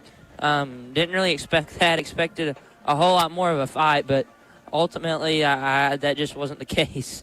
But yeah, that definitely a surprising one over at Maryville. Yeah, no doubt. I thought Oak Ridge, being undefeated, they played pretty well all season. It's not like they played bad competition either. They just went to Maryville, and it's not going their way here. Yeah, and we'll go ahead and give the first half stats too. Starting off for the South Doyle Cherokees, Mill Crenshaw, number 11, he rushed for 102 yards and also scored a touchdown with a long of 27.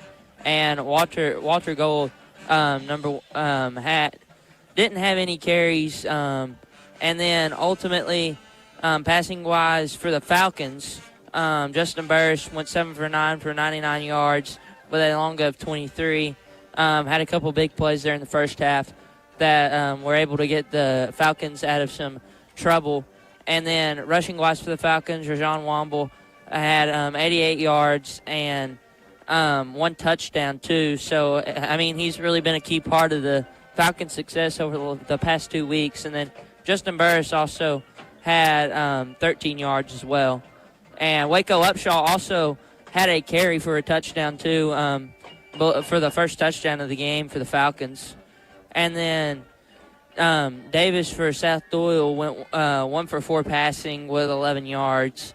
And then receiving wise for the Falcons, Rajon Womble had 2 catches for 34 yards and a long of 22. And then Kieris Cox had 2 receptions for 33 yards and a long of 23. Jamil Smith also with a big reception, 16 yards. Makai Holmes with a reception, 9 yards, and Chaz Wood with a reception for 7 yards. And then Sean Hall for South Doyle had the lone catch of the night for the Cherokees, and obviously that went for 11 yards. So if you look at the stat sheet here, I mean, Falcons just honestly completely outgaining the Cherokees. Definitely, I don't want to say surprising, but Falcons have definitely played their strengths this game. Yeah, and Rajon Womble, 88 yards rushing and 34 yards receiving, and that's more than 100 total. So he's been one, and like last game, he had more than 100 as well, and that's big for the Falcons. And South Doyle-wise, they only have a couple receptions this game, and Fulton wanted them to get it in the air, but they've ran the ball, and they only have 6 points right now, so they've done a pretty good job containing the run game. Yeah, Fulton has played their best game of the season, and Burris has played well, Womble has played well, Kieris Cox got a big reception there. Everything's going right, and the defense has played really well for Fulton. So it's a really good game, and it feels like they're playing for the seniors maybe, but there's a lot more effort here on senior night. And we're going to pick some college football games, starting with Penn State and Ohio State. Yeah, coming into the season, this was going to be a really big game, and honestly, this entire week was going to be a really big week in college, and now let's just kind of fills it out. Penn State has gotten rid of James Franklin. They're on a big losing streak right now. I believe it's hit 3 or 4 games now, but 4. And I mean, for some reason, I do think this game will be close. I just think Penn State will have their best game against Ohio State, but I think Ohio State will ultimately, in the end, run away with it and keep their undefeated streak alive and try to repeat for another national title. Yeah, I agree with Manny. I have a feeling that Penn State could play this game close because, it's college football. You never know what's going to happen, especially in this season. But Ohio State is one of the best teams in the nation, offensively and defensively. They have the best red zone defense in the nation, no doubt about it. And they have a really good receiving core with Carnell Tate and Jeremiah Smith. And this Penn State team's lost 4 in a row, and it's just everything's going downhill. And I think Ohio State is ultimately going to be able to pour it on Penn State. Yeah, like Manny stated, it was supposed to be a really big game. It was supposed to be maybe a game of the century, top 5 matchup, but Penn State has played very bad this season. They fired their coach, and Ohio State has played up to the standard. They've looked really good. Julian Sand, their quarterback, has played really good, and their receiving core is elite. Ohio State, they're the best team in college football right now, and I expect them to keep their streak alive of undefeated, and I think they get another win here against Penn State pretty convincingly. And then the next game will be Vanderbilt versus Texas. Yeah, this is really a humongous matchup in the SEC. I mean, the winner of this is still in SEC championship contention. A lot has to go right for either of these teams to make it to the SEC championship, but it still could happen. Both these teams in the race for the playoffs, honestly, an elimination game for Texas, probably for Vanderbilt too. Definitely going to be a hard place to play for Vanderbilt. I think that Texas is going to have the seats packed. I just think that they understand that Texas will understand the importance of this game, come out and play a really good game. But I think ultimately Vanderbilt has a really good scheme. I think that they're just the better team overall, and I think that they'll run away with this one in the end and get a big win over Texas. Yeah, like Manny said, Vanderbilt runs a really good scheme, and they control the ball. They control time possession. They have a really good quarterback in Diego Pavia, who's just a hard-nosed football player. And I think their run blocking is one of the best in the nation. And then this Texas team, Arch Manning, I really don't know if he's playing or not, but he hasn't lived up to the hype this year, really similar to DJ Lagway. He's a highly recruited star, but it seemed to go downhill ever since SEC play started, sort of. They struggled with Mississippi State last week. And this Vanderbilt team was just on a roll, and I can't pick against them.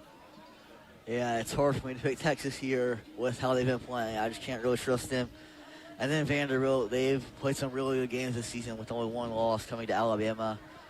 So Vanderbilt, Texas is actually favored in this game due to the home field advantage most likely, but it's a really big game in the SEC, and I think Vanderbilt is it'll be a close game throughout the game, and Vanderbilt will pull away in the third or fourth quarter, and Vanderbilt will win the game. And then we have Miami versus SMU next. Yeah, this is definitely an interesting game in the ACC. Both these teams in contention. I would say SMU is still in contention for the playoffs just because they could still make the ACC championship. And Miami, obviously, still ranked in the top 25, a pretty good football team. They got upset by Louisville. But, these are two pretty quality ACC teams. I think that it's an SMU home game, right? Yeah, it's an SMU home. Yeah, so I feel like the home field advantage for SMU is just going to be too much for Carson Beck to handle. I mean, you look at Carson Beck's wins. They've all been at home in front of a Miami crowd that's really supportive of him. And I just think that it'll be too much to handle for Carson Beck. And I just think SMU is going to be able to get the job done and get a big upset win. Yeah, Miami had the wheels fall off against Louisville like they seem to always do at the end of the season, sort of. It's been an interesting season so far because they started off really well with some really big ranked wins. But I think that Louisville team could make the ACC championship if you really look into them. But, I mean, this game, both of these teams could theoretically make the ACC championship. And I think SMU will need a win here, and I think they can do it. It's a home game, and I think Kevin Jennings is one of the most underrated quarterbacks in the nation. He struggled, had some heartbreaking losses this season that they probably could have won, but I think they'll be able to pull it out against Miami. Yeah, this is an interesting game because Miami is 4-8 under Mario Cristobal in the month of November, and obviously that's not very good. They haven't played well in November.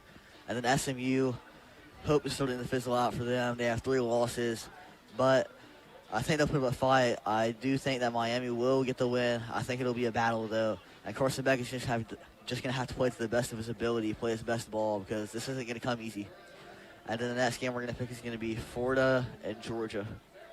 Yeah, this is a big SEC rivalry game in Jacksonville. So, DJ Lagway obviously hasn't lived up to his potential as a 5-star, hasn't really had the season that many people expected him to. Georgia, Gunnar Stockton, I mean, that's just a really good football team. Their only loss coming to Alabama. So, I understand that Georgia's a really good football team, but I think I'm going to pick the upset here and go with Florida. I just think DJ Lagway is going to have the best game of his year.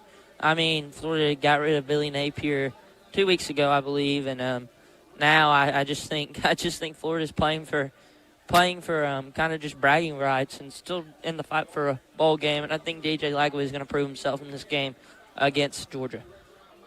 Yeah, DJ Lagway left some work in the LSU game where he threw 5 interceptions, I believe. But, he sort of bounced back, played a little better. But this Georgia team with 2 commanding wins over Tennessee and Ole Miss, they lost to Alabama. They can never seem to beat them. But I think it's one of the better teams in the nation, and I think they're going to be able to put a beat down on Florida. Yeah, really big rivalry. It'll be a neutral site game as always. And Florida, they had some expectations coming into the season to be pretty good, and they haven't met those expectations. They fall out this season. And then Georgia, they have met their expectations. They played really well. A couple of really big wins against top-tier SEC teams. And there's some buzz around this game being upset, but I think Georgia's going to come in and handle business ultimately. I think that Florida might give them a little bit of trouble, but I think Georgia should win pretty convincingly. And then next game we're going to pick is USC and Nebraska. Yeah, a really big matchup in the Big Ten. Nebraska, I believe, sitting at 6-2, with a big loss to Cincinnati, which has really hurt them. And these are 2 pretty good football teams. USC offensively, though, is just an explosion with Jaden Mayaba at quarterback and Lincoln Riley coaching him. That's just a Lincoln Riley team. Not really a bunch of defense, but a whole lot of offense. And I just think that offense is going to be too much to handle for Nebraska. I think Dylan Raiola will have a good game, but I just think ultimately he'll have too much to overcome, and I think USC come away with a big win. Yeah, USC statistically one of the better teams in the nation. They play football really well with my at quarterback, but if USC starts to lose a couple more, and then you start to look at Lincoln Riley and how much longer he's going to be the head coach. So I think this is a big game theoretically for USC, because if they lose this, then they could bring up questions and they could lose confidence in themselves. But I think USC's going to be able to win. I like the way they run the offense, and though Nebraska's had a pretty good season so far, I don't think Raiola will be able to live up to the expectation. Yeah, this is a playoff knockout game. Both teams have 2 losses, and I couldn't see any of these teams getting in with 3 losses. I'd say USC would have a better chance, but still don't see it happening. And it's going to be a really big game. Nebraska has the home field advantage, but I'm going to go with USC. I trust them to go in and get a big win. That offense is elite. I just don't think Nebraska's going to be able to keep up with it. Obviously, I think it's going to be a high-scoring game, but I think USC is going to eventually get the win. And then next game, Tennessee and Oklahoma. Yeah, this is a blackout game at Tennessee. I don't think that there is a whole lot more I have to say about that. It's hard to win in a blackout, and I just don't think Oklahoma will have enough firepower to beat the Vols, and I think the Vols will come away in this one. Yeah, like Manny said, it's a blackout. They were in the dark moods, and I believe Jamal McCoy is returning. I'm not 100% sure about that, but it's a return game, I believe. And Tennessee, Julie Aguilar is one of the best passers in the nation. He's third in passing yards in the nation, first in the SEC. I think this offense is really explosive. I think coming into the season, we thought it would be on the flip side where the defense is the big show, but the offense has just been amazing this year with Chris Brazzell being a standout wide receiver. I think the defense will improve with Jamal McCoy at cornerback this week. And I think Tennessee is going to be able to beat Oklahoma in this playoff eliminating matchup. Yeah, 2 of the best defensive lines in the country meet here, but Tennessee's, while their defense hasn't been great, their defensive line has been pretty good. It's the secondary that has been struggling, and they get a big add this week as we believe that Jamal McCoy is going to be returning for the game. That'll be huge for them. And I think Tennessee's going to score a lot of points in this game, as they always do, and they'll keep their playoff hopes alive with a win against Oklahoma. One more game we'll pick is Cincinnati and Utah. Yeah, probably the biggest game of the week. Big game in the Big 12. Winner in a driver's seat to go to the championship. I just think the shoe would fit really well, though, for Cincinnati to win this week and then get beat next week, and just their season kind of go downhill from there, as the Big 12 always is. So I think I'm going to have to go with Cincinnati in this one. Their quarterback Sewers be a really good quarterback for the Big 12, and I think it'll be really close. I think it'll have to be high scoring, but I think Cincinnati will pull away. Yeah, first time at college game day's been at a Big 12 matchup in a while, and there's a big Big 12 matchup every week. It's the Big 12. It's the Chaos Conference, and I mean, while it would be really fitting for Utah to win, I think the Bearcats have one of the better teams in the nation. To be honest, they surprised a lot of people, and they play football really well. And I think they're going to be able to pull out a big win against Utah and have a straight shot to the Big 12 championship and even the playoffs. Big 12 championship implication on this game here. I'm going with Utah. I think they're the more talented team, and I think the home field advantage is going to play a big factor. And as we go into the second half here, Fulton South Doyle, Fulton leads 15-6. They've been playing really well. How does Fulton keep playing well and eventually come out maybe with a win here? Yeah, well, this is what at the start of the year I feel like a lot of people expected from the Falcons, and it just seems like now they're waking up. And I mean, defense has played really well. Offense has been able to drive the ball, control time and possession. I mean, you look at South Doyle, they've had a couple big plays, but defensively, I mean, you're kind of controlling the line. A lot of the big plays have just been Crenshaw being a playmaker at running back, and ultimately, I just think if you keep on winning that line, and the defensive line can get in there on Crenshaw, South Doyle is having a hard time passing the ball. So I think that the Falcons will be able to pull away if they win that battle of the line of scrimmage. Yeah, I definitely agree with Manny. If they can win the battle of the line of scrimmage and force them to pass, which was Fulton's game plan at first, and it's a good one because they only have a couple receptions and the passing game hasn't been good. But Crenshaw, a really good back. But the defensive line has done a really good job of containing him, though. His stat line is really good. I think they've done a really good job. They've only put 6 points on the board. And the offense, Burris gained a lot of confidence at quarterback. It's a good thing that they played him against Heritage. I believe it was his debut to get him going, and now he has a lot of confidence. They've been throwing the ball really well.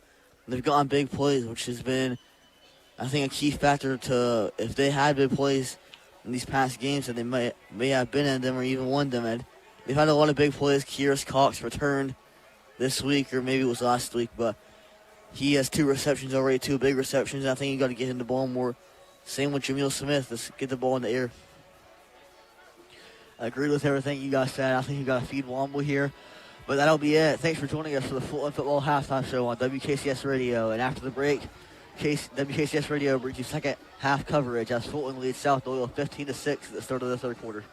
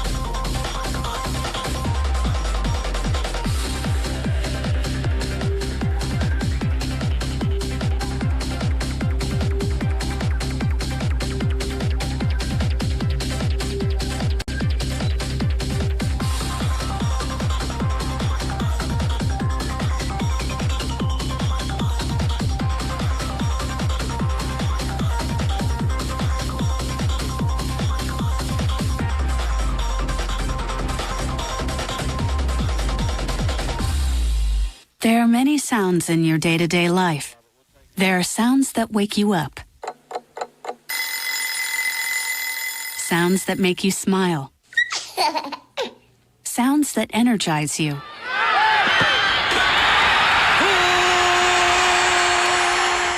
And sounds that help you relax. But there are some sounds that can alert you to danger and can help save lives. Wireless emergency alerts, now on many mobile devices, use a unique sound and vibration to bring you information about severe weather events, Amber Alerts, or other emergencies in your area.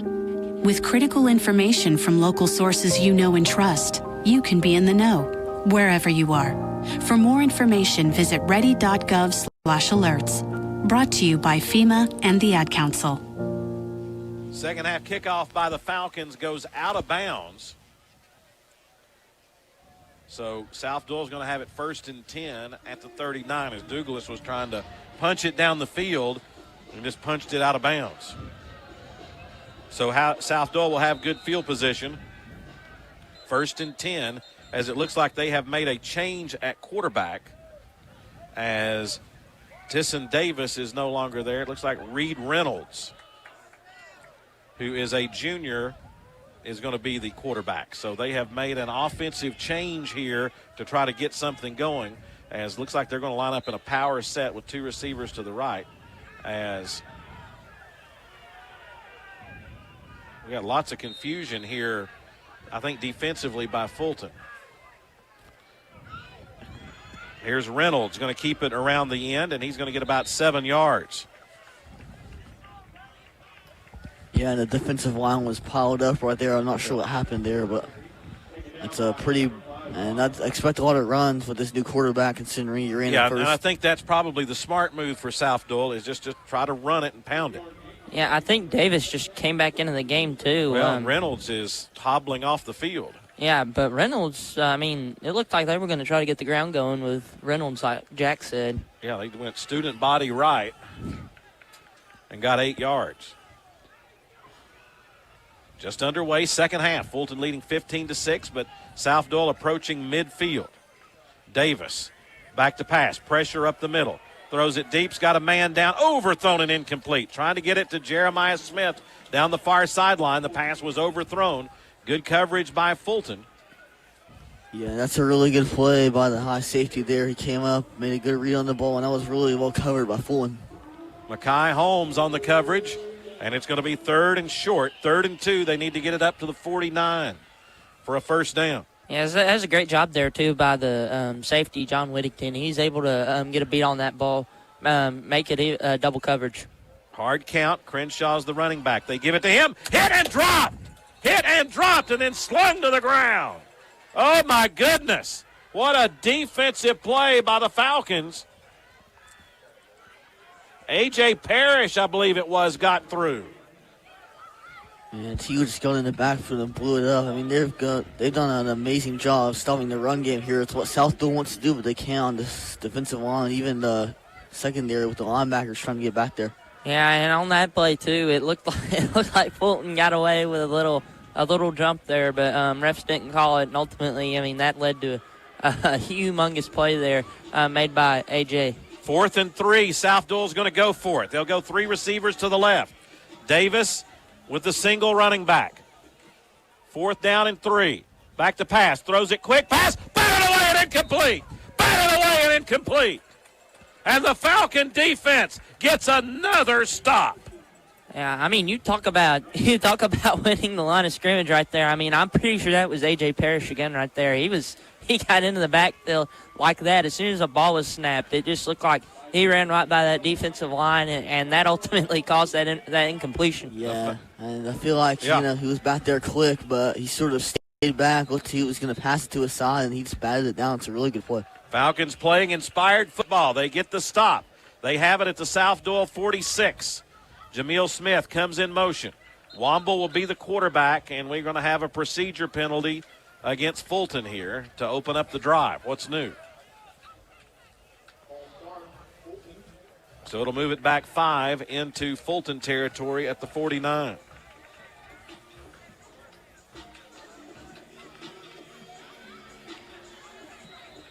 Five-yard penalty makes it 1st and 15. 10-15 remaining third quarter. Fulton 15, South Doyle 6. 2 receivers to the right. Womble is the quarterback. Smith goes in motion again. He'll go right behind Womble. Snap. Handoff is going to go coming through and getting about 3 yards is going to be Upshaw. Nice gainer on first down for the Falcons to Upshaw. He's brought down by Reynolds, who opened the second half at quarterback for South Doyle. Yeah, it'll be interesting to see here what the Falcons do. I mean, they've gotten the pass game going this game, so maybe see a shot here coming in a play or two. The run by Upshaw gains 2 yards. Fulton over the football. Smith goes in motion to the left. Womble's going to drop the snap. Going to reverse field. Blast through. Stays up. Gets to the sideline. 40, 30. And will be knocked out of bounds at the 27-yard line. First down. Big Maroon. Womble dropped the snap. Picked it up and got the first down. A couple of South Doyle players slow to get up. Cash Smith, a freshman, at their anchor position, is out of the game. They're running somebody on late. And Fulton kind of physically beating up South Doyle a little bit here. I don't think we expected that. Yeah, no, definitely not expected. I mean, but like you said, I mean, this has just been a great job in the trenches on both lines. I mean, defensive line getting in there, it seems like every play, and offensive line. I mean, that was just great blocking right there. 1st and 10, Falcons at the South Doyle 27. 9:26 remaining in the third quarter. Fulton holding a 9-point lead. Womble fakes the handoff, keeps. Trying to get to the outside, gets to the corner. 25, 20, gets a block downfield, breaks to another tackle. 10, cuts back to the middle of the field. 5, 4, 3, 2, 1. Yes, sir. Yes, sir. Touchdown, Big Maroon. Rajon Womble runs left, runs right, runs into the Maroon. And the Falcons lead this one 21-6. Wow. Talk about a play right there. That's athleticism right there. He runs really well from east to west. So Douglas to attempt the extra point. Out of the hold of Womble. Snap. The kick is up, and this one is going to be pushed wide to the left. And the kick is no good. But Fulton gets a stop on 4th down and then scores on the ensuing drive. 9:13 remaining in the third. Fulton 21, South Doyle 6. Back in 60 seconds as you listen to Fulton football on WKCS Radio. Wake up and text. Text and eat. Text and catch the bus. Text and miss your stop. Wait. Text and be late to work. Sorry, I'm late. Text and work.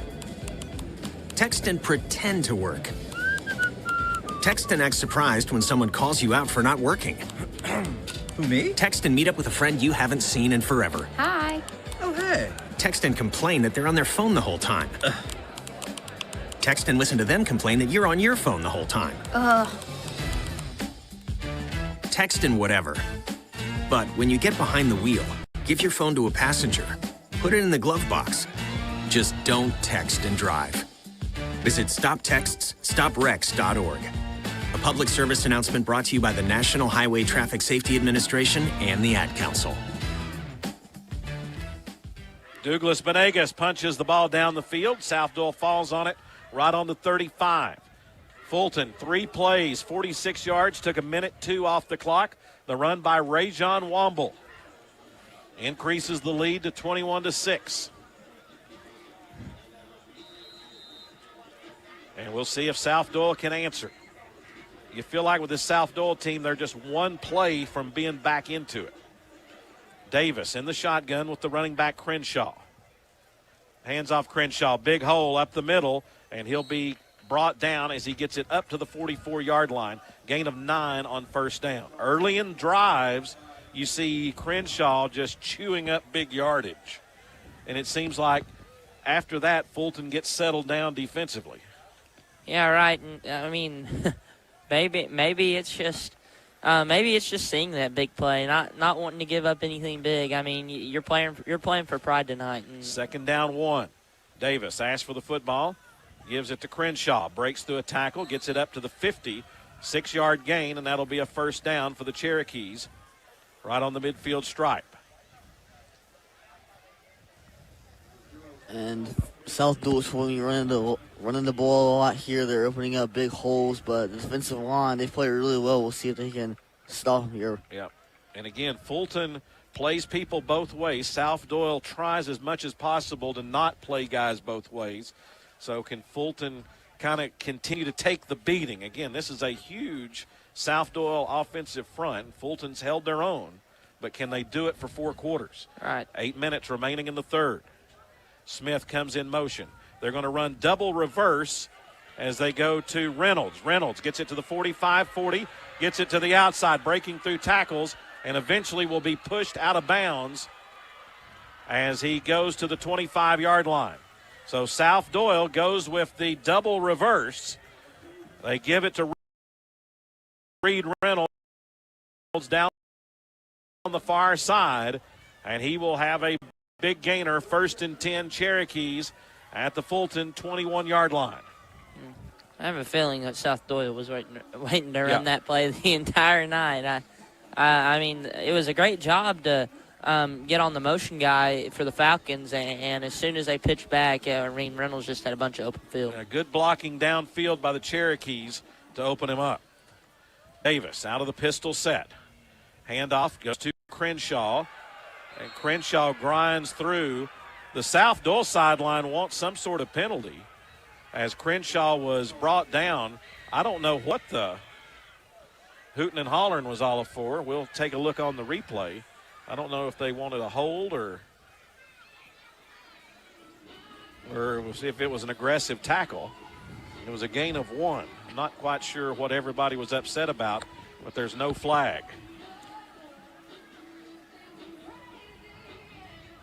Second down, 8. South Doyle at the Fulton 19-yard line, trying to make it a 1-score ball game. Crenshaw, right side, cuts back. And South Doyle will drive the pile forward down inside the 10-yard line, and it'll be 1st and goal Cherokees. Crenshaw just kept his legs grinding and then got a kind of a push from the backside that darted him forward for about an extra 5 yards. Yeah, and South Doyle just done a really good job of, keeping on the ground. They haven't passed once this drive, I don't think, and that play that they were fully planning to run the whole game paid off big. 6:40 remaining third quarter. Fulton 21, South Doyle 6. Nice drive being put together by the Cherokees. Davis claps his hands, asks for the football.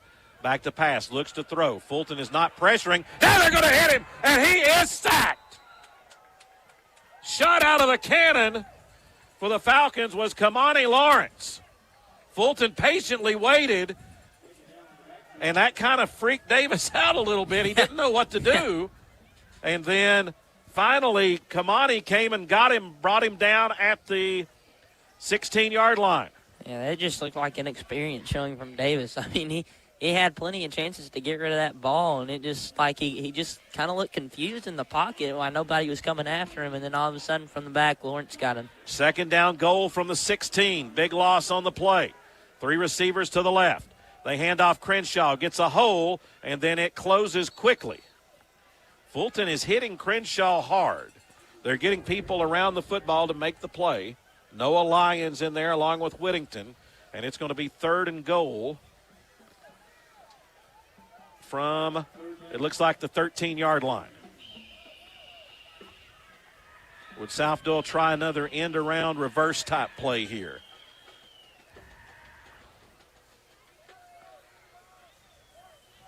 Again, they'll go with trips to the left. McKenzie, Reynolds, and Smith. Smith is the inside receiver. Fulton shows blitz off the edge. Davis throws it quickly to Reynolds, makes a catch at the 5, and he fumbles the football. Let's see.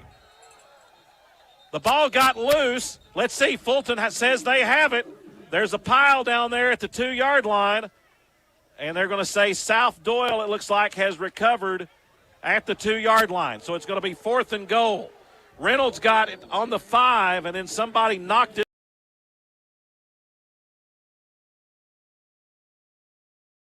Like one of the receivers for South Doyle jumped on top of that ball right there, and it looked like one of the Falcons ripped it away from him, but I guess the refs didn't see it that way. The scrum made all the difference. So a huge break for South Doyle. They'll have it 4th and goal from the 3. Bring a power set in.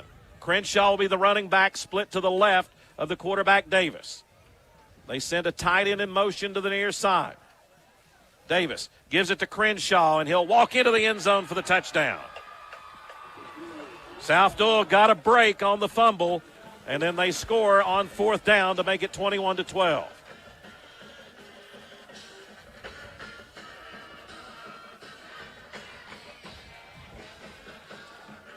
So South Doyle is going to kick the extra point here to make it an 8-point ball game. Isaiah Mitchell to attempt the extra point. 4:15 remaining in the 3rd. 9-point lead. This would be huge to make it a 1-possession game. Snap, the kick is up, and the kick flutters through, and it's good. So we knew South Doyle was not going to go down easily. 4:15 remaining in the 3rd. Fulton 21, South Doyle 13. Back in 60 seconds. You're listening to Fulton. When it comes to making plans, you are the best. What about those barbecues you plan in detail for your family? Or your daughter's first costume party? It was out of this world. The same way you plan each detail for those moments, start planning to protect you and your loved ones from a natural disaster. Sign up for local weather and emergency alerts. Prepare an emergency kit and make a family communications plan. Protecting your family is the best plan you can make.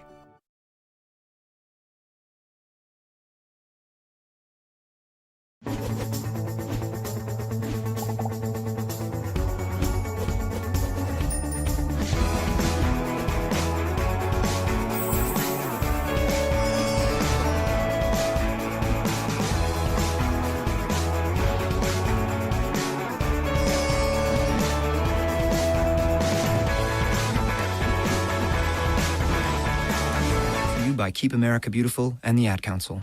Mitchell set to kick it away. Does Fulton smell a rat here? Maybe an onside kick. Mitchell approaches the football, and it will be the kick. It's bouncing around, and South Doyle has recovered it. Well, we knew that was coming. Fulton just couldn't get on it. They were as transparent as saran wrap. And we couldn't get on the football.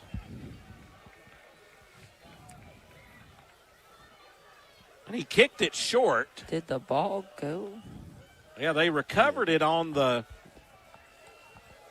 We got illegal touching against South Doyle. Illegal touching. Take that. So it'll be Fulton football. I don't know. They touched it, and L.A. Hedrick across the way is losing his mind. Let's see. Well, I think we can get a replay.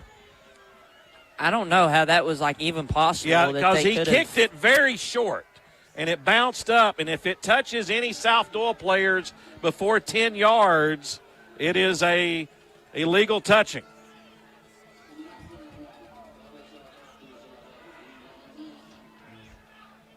So we may have already had I don't know if we had it, but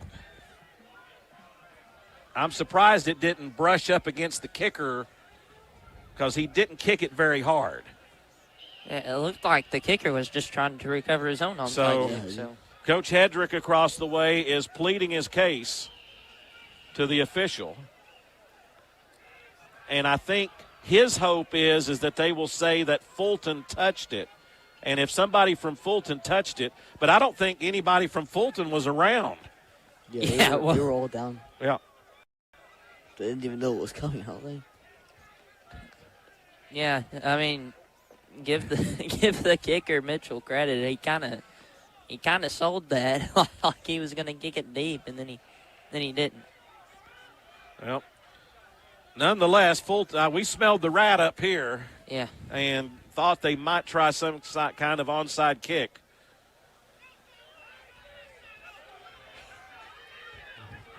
And Fulton will have it after the penalty. 1st and 10 at the South Doyle 49.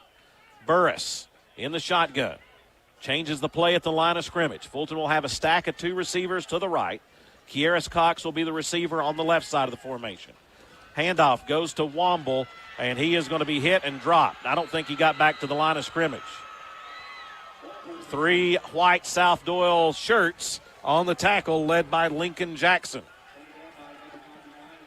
And it kind of seems like South Doyle's sort of motivated because of that call now, but Fulton's going to start punching back. Yeah, you've got to. South Doyle has the momentum right now.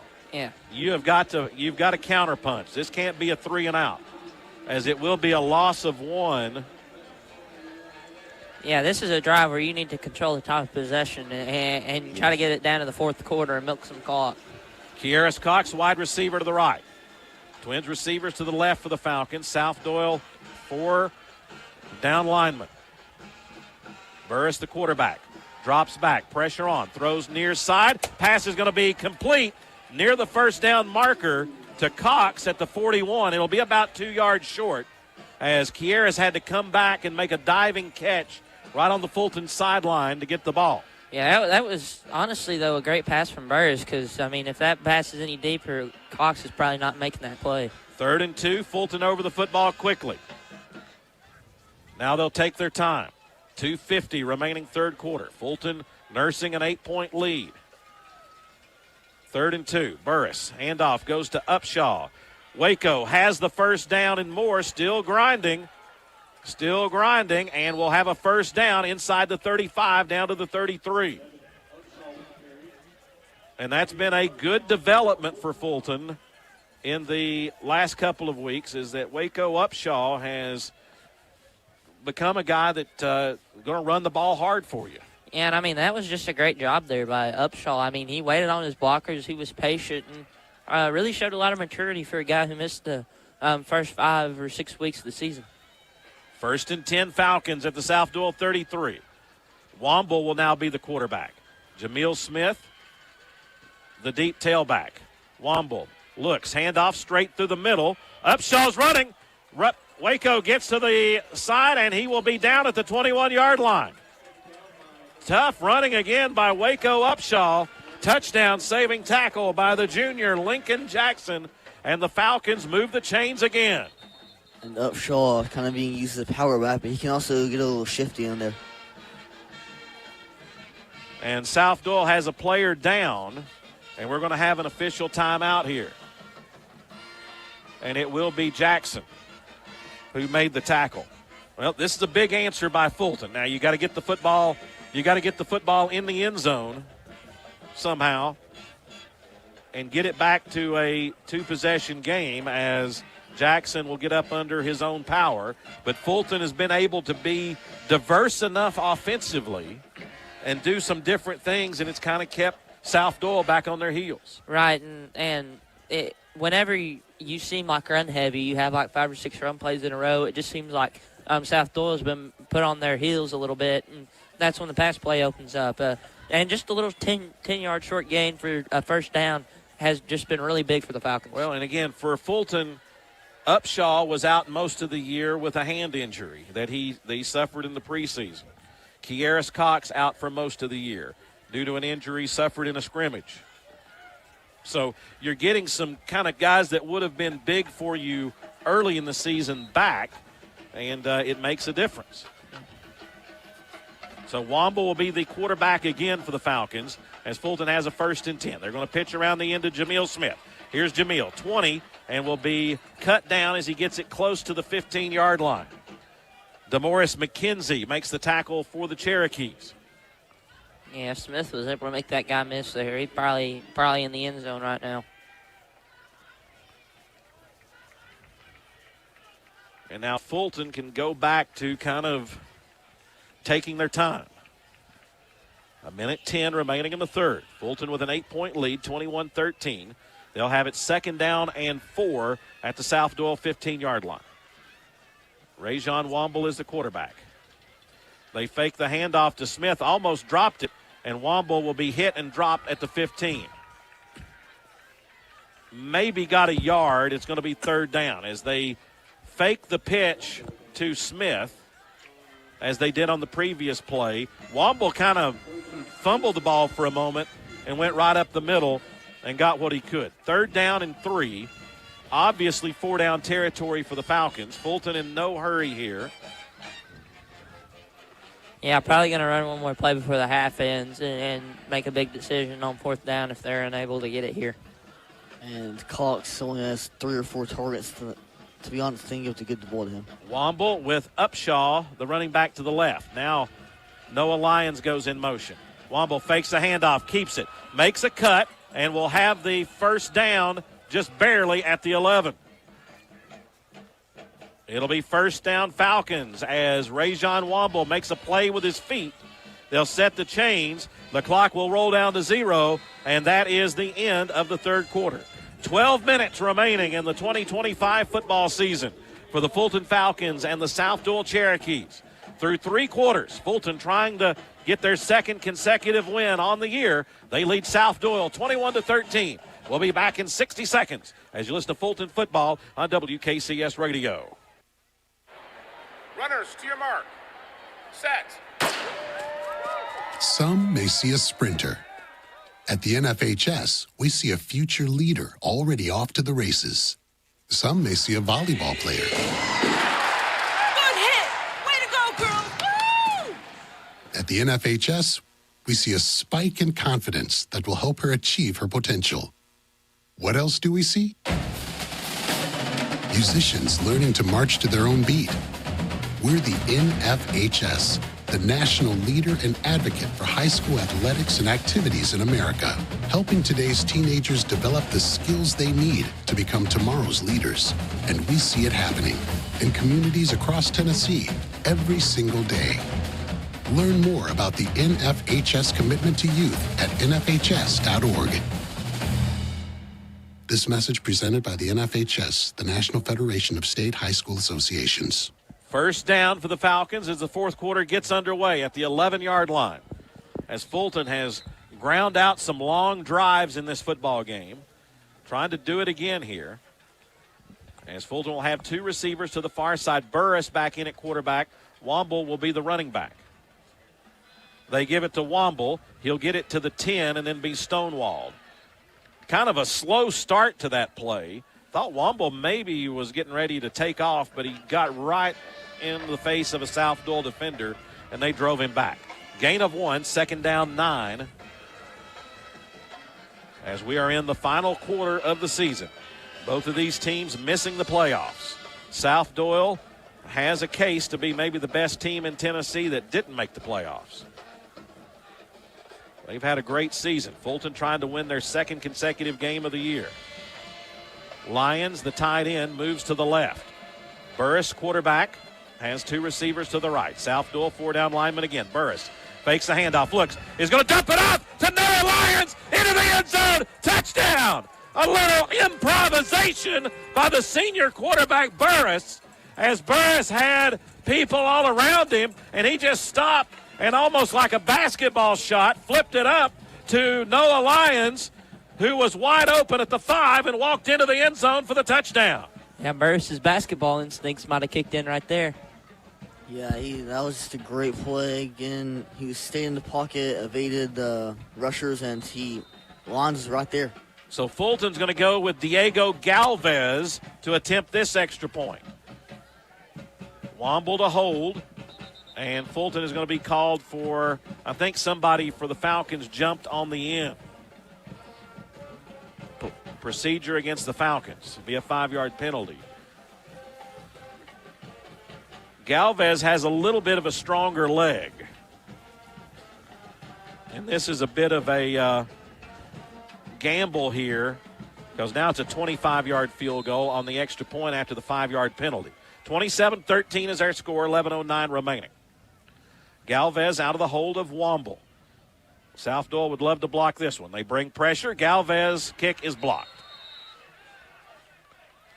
So the extra point is no good, but the Falcons have a 2-touchdown lead. Fulton 27, South Doyle 13, 11:09 remaining in the football game. We'll be back in 60 seconds as you listen to Fulton football on WKCS Radio. When is the best time to talk to your family about staying in touch during a disaster? When floodwaters reach your door? When wildfires are engulfing the edge of your neighborhood? Or an earthquake is destroying buildings? Or is the best time perhaps today? During a disaster, you may not be able to stay in touch with your family or friends as easily as you think. Go to ready.gov/communicate and make your emergency plan today. Don't wait. Communicate. Brought to you by FEMA and the Ad Council. Hi, I'm Danica Patrick. Watching my nieces grow, play, and learn is amazing, but not every child gets to be carefree. 1 in 6 kids in the U.S. are hungry. This breaks my heart, and it's something that Feeding America is working to change. Each year, the Feeding America network of food banks rescues billions of pounds of good food that would have gone to waste and gives it to families in need. To help, visit feedingamerica.org. Brought to you by Feeding America and the Ad Council. Douglas kicks it away. The ball is loose. It's on the ground. Somebody jump on that football. And we did. We did. We did. Let's go. Oh, my goodness. Douglas kicked a perfect one. It hit a South Doyle player right in the chest and bounced all the way down the field. It was a wild scrum for the football, and the Falcons have recovered it at the 49-yard line. And it just bounced off and took a large bounce. I mean, that's the ball you finally needed to bounce your way, and it did right there. That was not an onside kick. He's kicking it like that every time. He just hit it perfect. Fulton at their own 49. Burris, handoff, Womble, Stonewall bounces to the near side, cuts back, now is going to reverse field. And a great open field tackle by Reed Reynolds stops Womble for no gain. This is a huge drive in this football game. Fulton 27, South Doyle 13. With 10:38 remaining.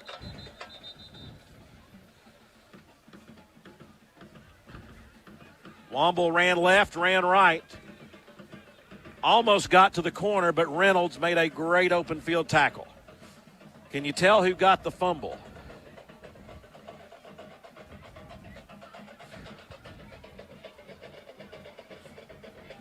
Looked like two people were on it. It looked like it was the kicker. Yeah, the ball just pinballed around. Yeah, it looked like it was Douglas and somebody else was on that ball. Second down 10 as we're having more issues with the clock here. So the officials talking to athletic director Rob Black, trying to figure out what the issue with the clock is. It was number 3, Smith, who came up with that fumble.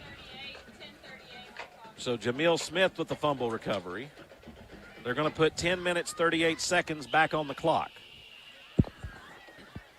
And again, Fulton has kind of adapted, and Douglas Benegas has done a great job on the kickoffs, just a squib kick hard into the ground down the field, and that one just hit a South Doyle guy right in the chest, and he wasn't ready for it, and it hit and bounced all the way back towards the Fulton.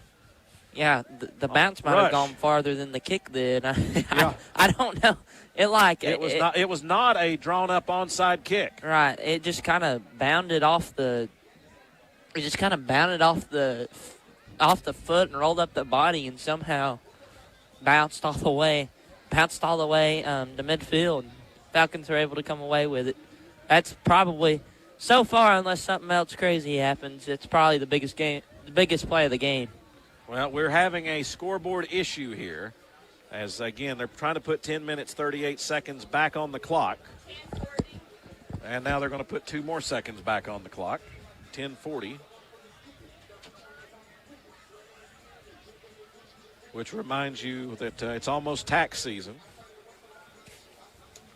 10:40 form.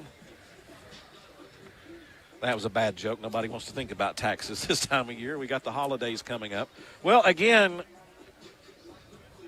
both of these teams will see their season end tonight. South Doyle 4-5. The Cherokees won their first 2 games of the year over Austin East and at Carnes. Then kind of had a fourth quarter, got away from them against Heritage. They lost 35-14. Then the next 2 weeks, lost to Carter in overtime, 37-30. Then won at Gibbs in overtime, 27-24. Was one of the best, I think, in this region, one of the best wins a team could have. Probably Gibbs over Anderson County, as Gibbs bounced back, maybe a better win, but that's probably the second most impressive win that we've seen in the region this year. Yeah, and the scores you just read off for the Cherokees. I mean, they're probably a ball bounce to them, or a pass from being in the playoffs. Right now. If they win that Carter game, then South Doyle would be probably playing tonight to try to make it into the playoffs. Right. The Cherokees are on a little bit of a playoff drought here. All time, South Doyle 153 wins, 224 losses in their 35 years as a school, opening back in 1991. They beat Fulton that year by the score of 17-13. That was the closest game played in this series. South Doyle won the first 7 meetings. Fulton has won the last 3. And all 3 of those have been, for Fulton, games to pretty much get them into the playoffs that they had to win. So the clock has gone haywire to some extent, so I don't know exactly what the remedy is going to be. I would think this extended break probably is most to benefit South Doyle. They can kind of get their moorings back together after the fumble on the kickoff. Right. That's just, hopefully this isn't the thing that gets South Doyle back in the game momentum-wise, because momentum, this game has played a really big role in what the score is right now, which is 27-13. Yeah, the momentum has played a big role in starting to get Fulton on. They were really excited about that. Now South Doyle has a chance to regroup here. So the official is meeting with the captains, Womble for Fulton and Reynolds for South Doyle. And it may be to tell them that the clock is not operable. Looks like Coach Rob Black is going to reset the scoreboard and see if maybe that helps. So we're back to action. 2nd down 10, Fulton at their own 49-yard line. They'll go again with Justin Burris at quarterback. Wood and Smith are the wide receivers to the twin side to the left. Burris gets it. Handoff goes to Womble, looking for running room, and is going to be getting it into South Doyle territory down to the 48, but not much more. And it's going to be another third down conversion opportunity for Fulton. Fulton's been really good on third down of the stat, but they've converted a lot of third downs. Good at getting the ball in the air.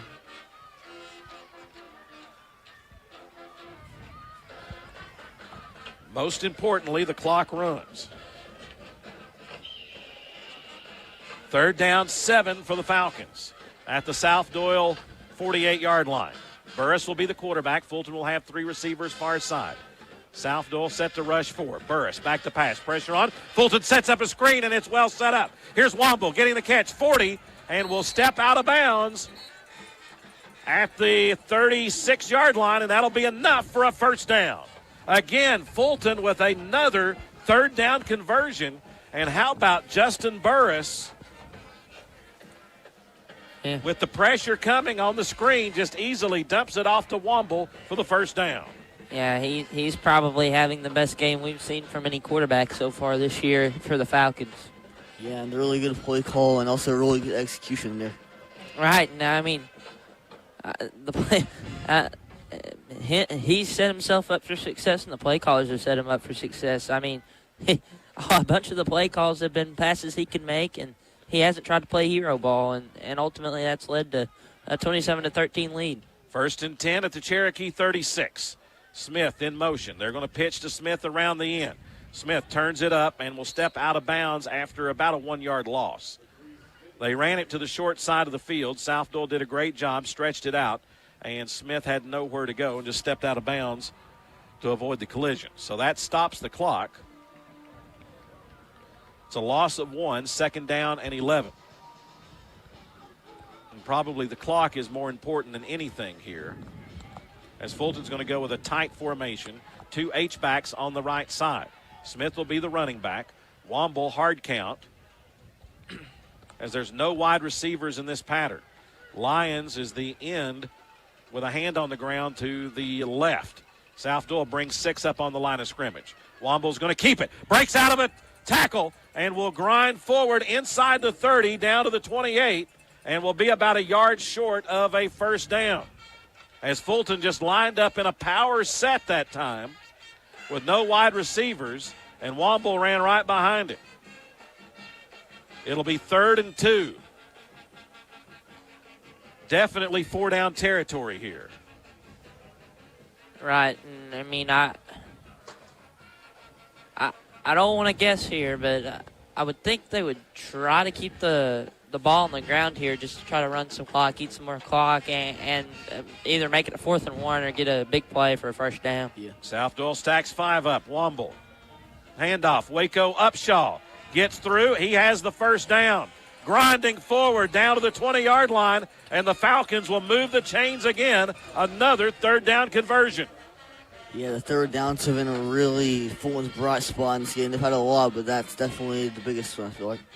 They'll wind the clock again. Again, we are not sure exactly how much times they've put 8:22 up on the clock, and I don't know if that's exactly right. They're saying that is the correct time. 8:15 remaining. Fulton 27, South Doyle 13. Twins receivers to the right. Single receiver near side. Now Lyons goes in motion. Womble's going to run to the left. Makes a nice cutback move. Stays up. They're just kind of trying to tackle with the shoulder, and Womble just keeps spinning past them. Inside the 15, down to the 13. Yeah, I mean, I think what the Falcons are trying to do is give Womble chances at quarterback, just considering he's the better runner than Burris and has better ball control. I think they're trying to keep him at the quarterback position, try to eat some clock. Well, and they've done a great job of just having a change of pace. Second down 3 for the Falcons. Now Burris will be back in at quarterback. Split wide receivers, 2 running backs. Burris hands off. Womble, big hole, 5. And then will be hit down at the 4.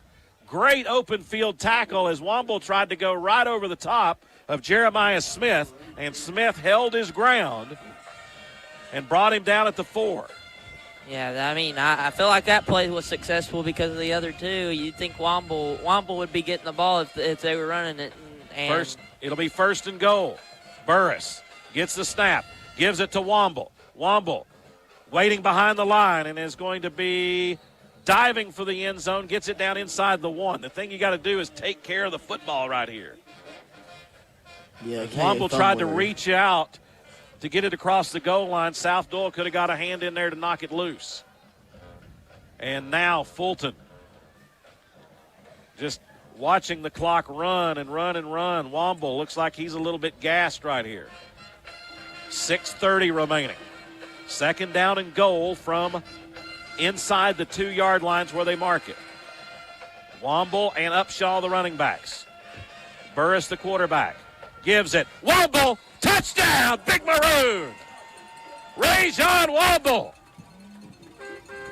goes over left guard and carries it into the end zone, and Fulton increases their lead to 33-13. It's a really good drive right there by Fulton, converting third downs when you need them. This looks like a completely different football team than what we've seen through the first 8 weeks, and I think the confidence of last week makes all the difference. Douglas Benegas to attempt the extra point. South Doyle stacking it up, trying to block it. Douglas kicks it up, and Douglas kicks it through. 6:18 remaining in the football game. Fulton 34, South Doyle 13. Fulton gets the fumble on the kickoff and scores. They lead by 21 points with 6:18 remaining. We'll take a 30-second break and be back as you listen to Fulton football on WKCS Radio.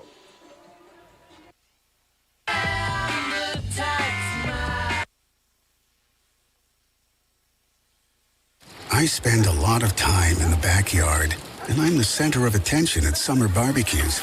In '96, I made some of the tastiest s'mores. And in '09, it was me, your backyard fire pit, that accidentally started a wildfire when a summer breeze carried one of my embers into some dry brush.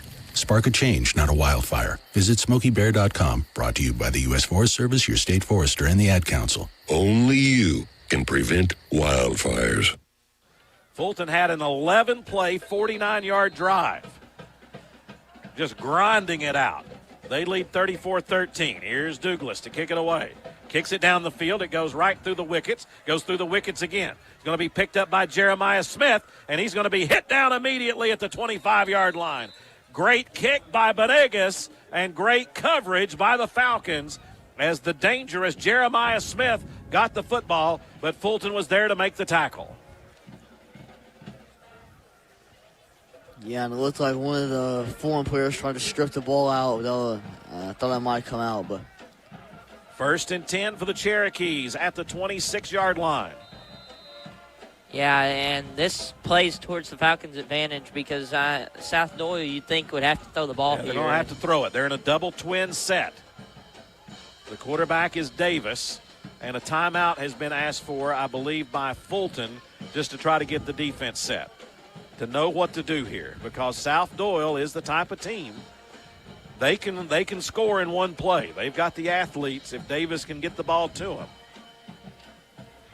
And if South Doyle can score, anything can happen, because they would definitely try another onside kick.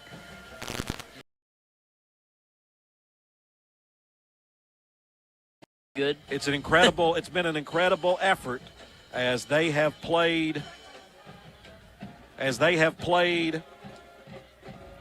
just off their feet tonight. And it's been a great effort by Justin Burris, a great effort by Rajon Womble, so many people. Waco Upshaw has had an incredible night tonight for the Falcons.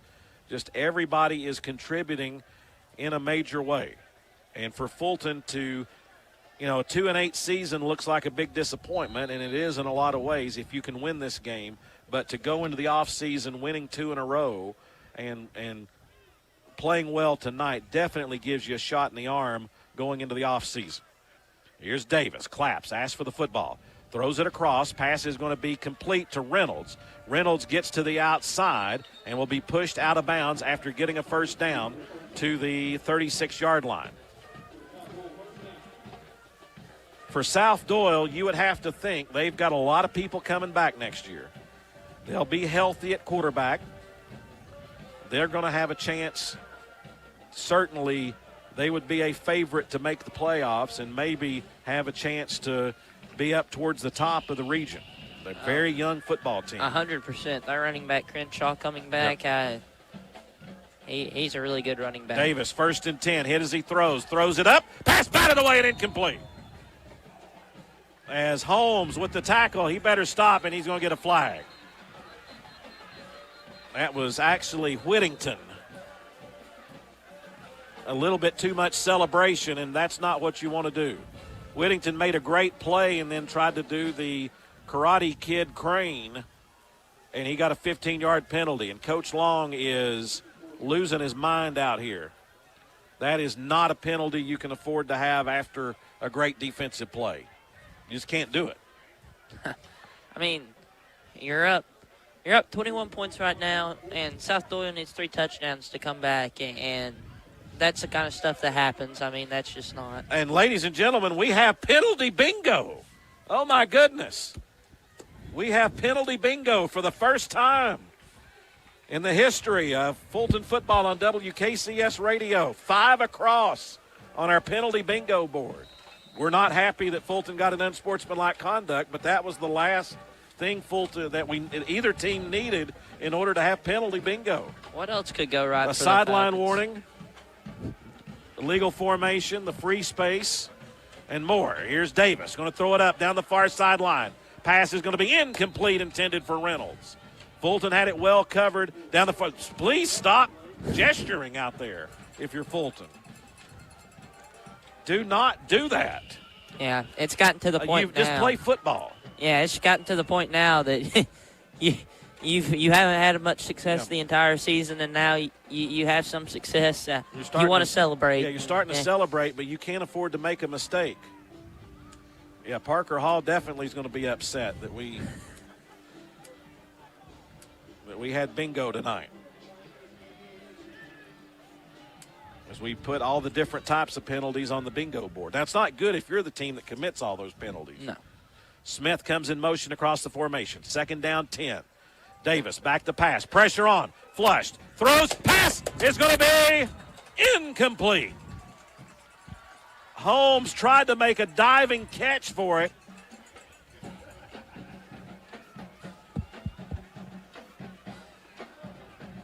And just couldn't hold on to it. The pass is incomplete, and it'll be 3rd and 10. South Doyle with the football at the Fulton 49. Definitely 4-down territory here with 5:42 remaining.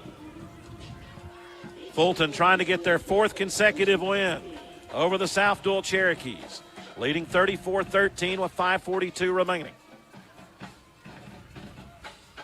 3 receivers near side for South Doyle. Handoff goes Crenshaw up the middle, darts through, gets it inside the 45, down to the 40, looks like the 44, and he's going to be stopped 5 yards short of the 1st down. So again, South Doyle will have another 4th down situation, and this Fulton defense tonight has been ready. They've done a great job of getting stops when they've had to, as Coach L.A. Hedrick of the South Doyle Cherokees ask for a timeout. And again, we haven't mentioned it tonight, but of course, Coach Hedrick was a assistant coach for several years here at Fulton High School. Also, Coach Jay Humphrey, longtime assistant coach at Fulton High School, as offensive coordinator for the Cherokees. And Ben Conaway, longtime trainer for the Falcons, now at South Doyle. So, it's one of those games. It's a rivalry game, and you've got friends on the other side, and you know how much it means to both of these sides to play well. And it's one of those situations that for the 48 minutes you play, you want to win. But you definitely have to have nothing but incredible respect for the job that Coach Hedrick did with his team this year, as they were 1-9 last year, dealt with injuries across the board. Their only win was against Austin East, and then this year, had that overtime win over Gibbs, lost in overtime to Carter.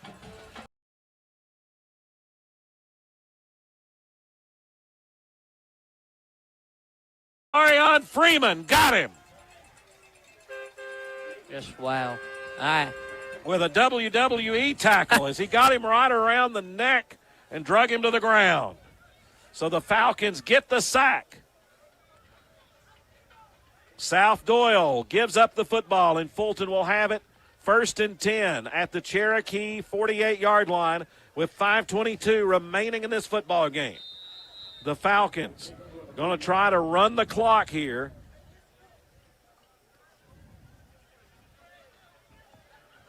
As looks like Jay-Sean Smith is going to be the quarterback. Gives it to Waco Upshaw. Waco grinding through, and Waco will get it inside the 40 down to the 38, and that's going to be close to a first down. And it is a first down.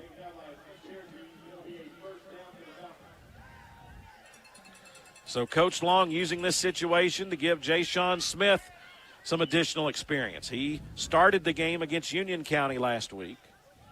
As Fulton trying to just grind this one out and go to 2-8 on the year.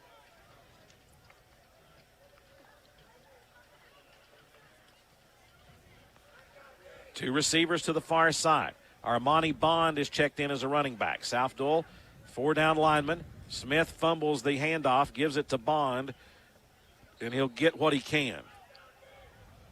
And it'll be 2nd down at the 38.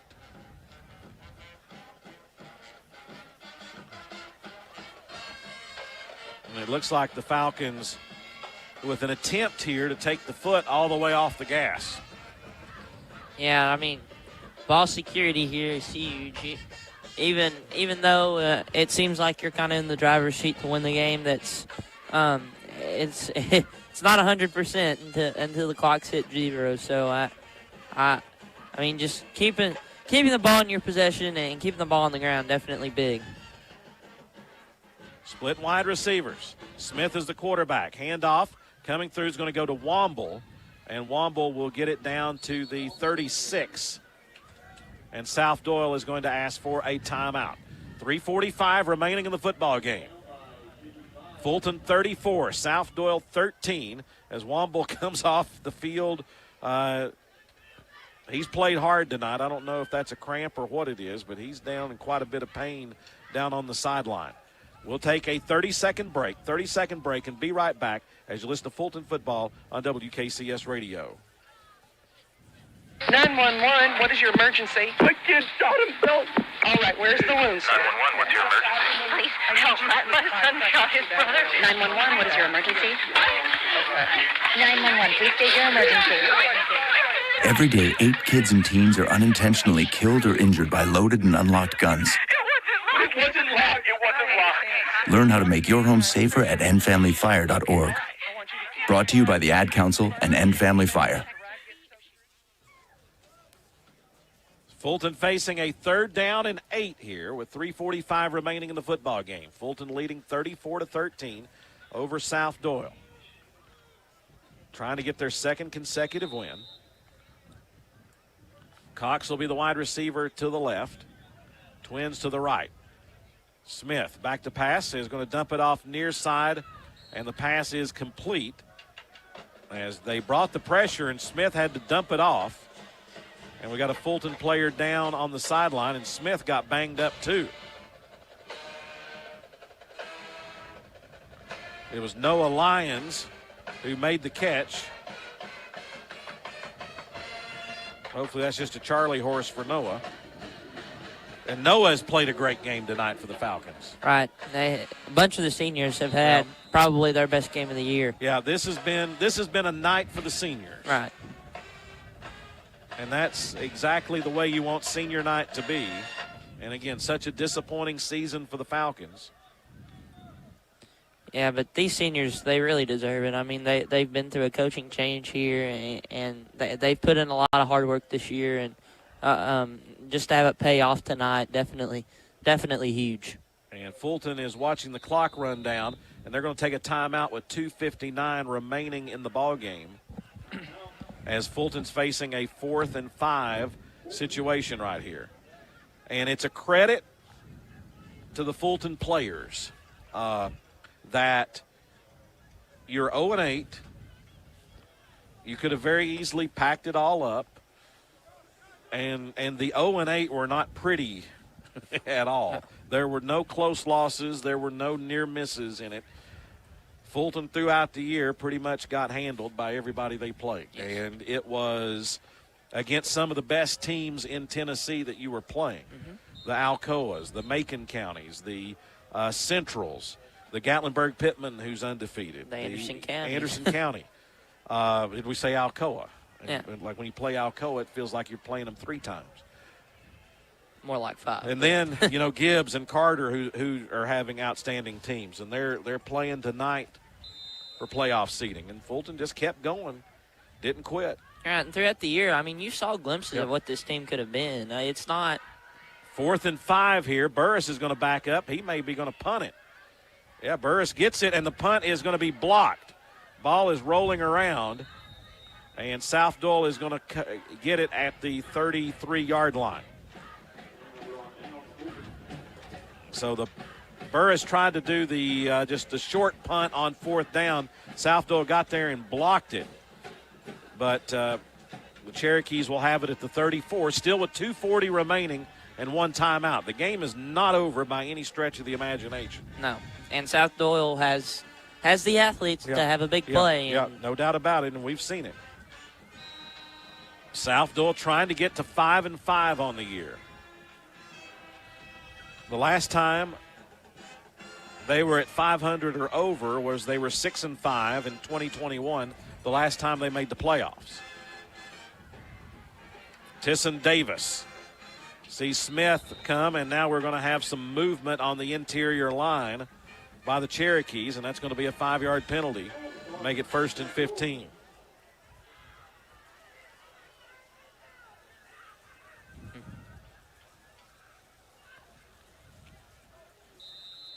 Moves the football back to the 29. As again, South Doyle is going to be really good next year. Mm-hmm. They've got just about everybody back. And they'll be settled at the quarterback position. Again, they're dealing with injuries. Here's Davis going to throw it up. Pass is going to be incomplete. Intended down the near sideline for Kamarion Rice. Well covered by Antonio Hutchinson Jr., another senior for the Falcons. Yeah, really good defense on that deep ball right there. He just had him covered the whole way. And I'm sure the Cherokees feel like if Brang, their starting quarterback, was available and not injured, it would have made a huge difference. Brang will be a senior next year, was having a great season. And that's 2 years in a row the Cherokees have dealt with some major quarterback injuries. But still, the Falcons had to take advantage of the situation tonight. They're going to pitch around the end to Reynolds. Reynolds to the left, 40, has running room, gets to the outside, stiffs arms down the far sideline, and it's going to be a foot race, and he is going to be gone. Reed Reynolds, touchdown, South Doyle. We told you it wasn't over. So Reynolds goes around the end and gets the touchdown, and Fulton's going to have to try to hold on for dear life here. I thought there might have been a hold over there. Maybe not, but check the replay here. I don't know. Fulton had an angle down the field, and they just couldn't get him pushed out of bounds. 34-19.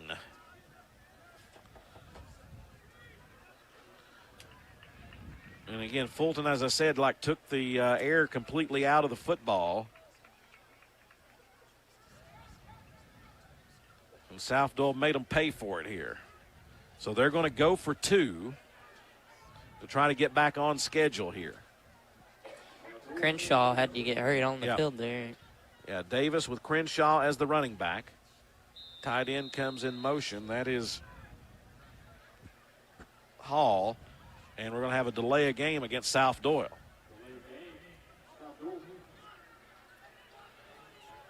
Moves it back 5 yards.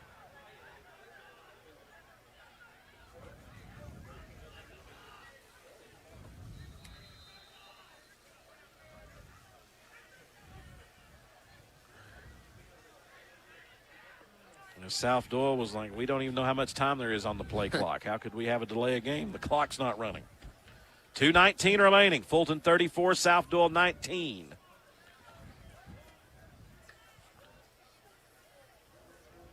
H-back goes in motion. They fake the handoff to Crenshaw. Going to fade. Pass is going to be, oh, what a great catch. 2-point conversion is good on the fade to Kamarion Rice.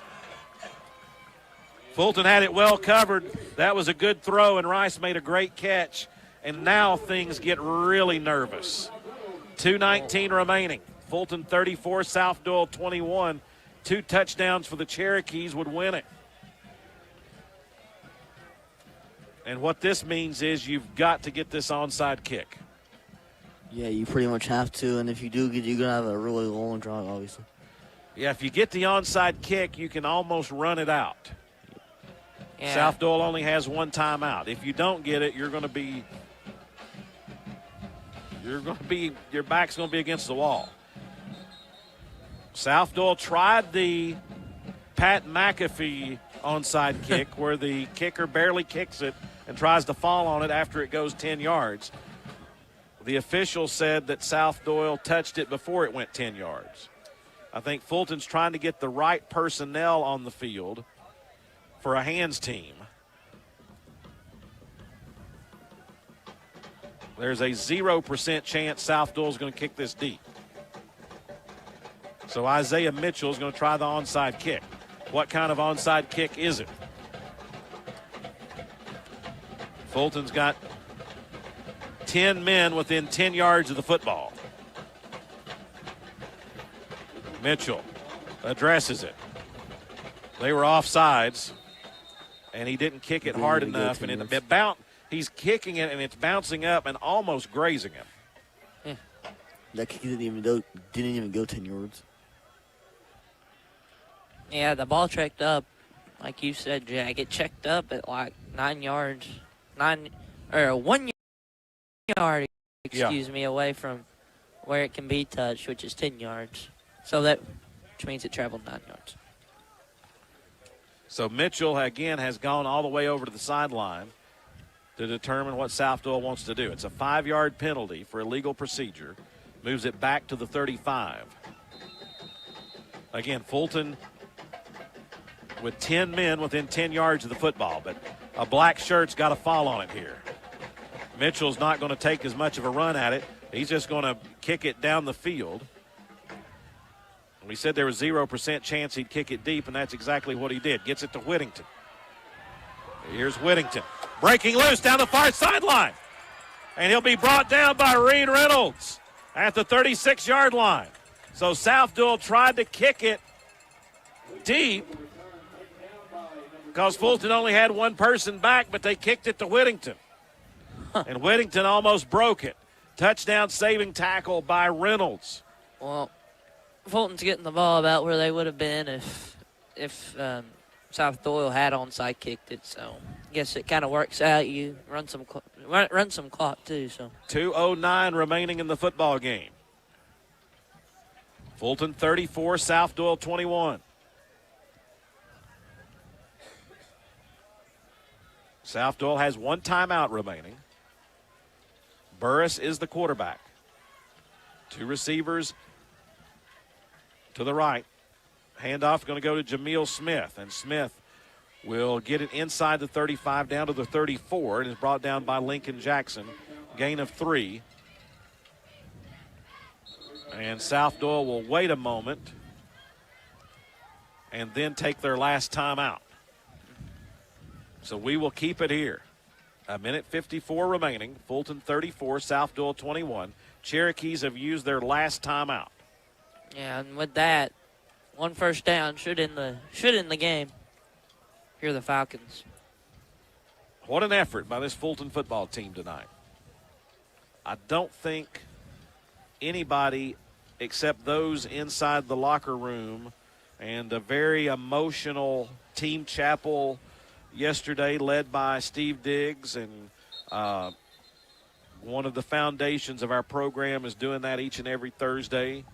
And it was very emotional just to hear the seniors talk about the togetherness. And this is not when you look at teams that are 1-8, you don't talk about togetherness and family a whole lot. Usually it's a whole lot of dissension and people being upset. But just what I heard in that room yesterday from these guys, how much it meant being a part of this football team makes such a difference. Yeah. And it kind of sets up a scenario that what happened tonight could happen. But still, you got to run 1:54 off the clock. Burris hands off, goes to Jameel Smith. And there's Smith with a first down inside the 19-yard line. They had Jabari Safel, a senior, in there, and they just ran him to the sideline and ran Jameel Smith right up the middle.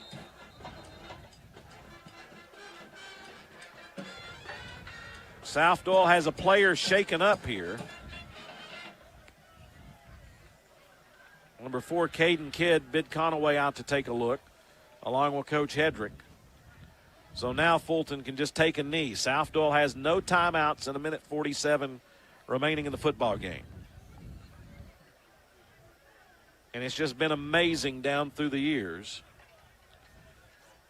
It's not over yet. But in Fulton football's weakest moments here over the last 6 or 7 years, there's been nights like this that just keep you encouraged.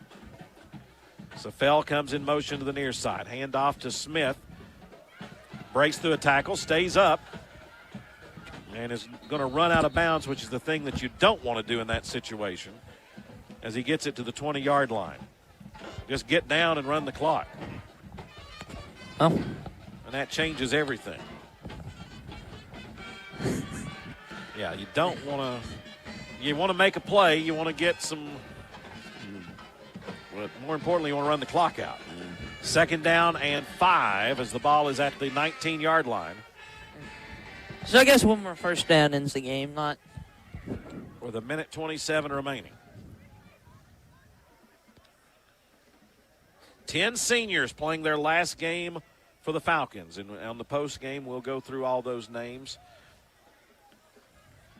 I'd love somehow if we could get Coach Justin Long to come to the press box just to talk to us, because we don't have the microphone on the sideline. Here's the snap. He's going to go to Smith, just go down, and he does at the 25.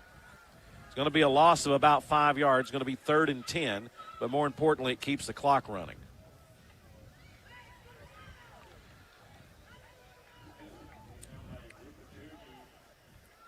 Third down, and they're actually going to mark it back to the 22-yard line. So it'll be 3rd down and 8 yards to go as we're under a minute remaining in this football game.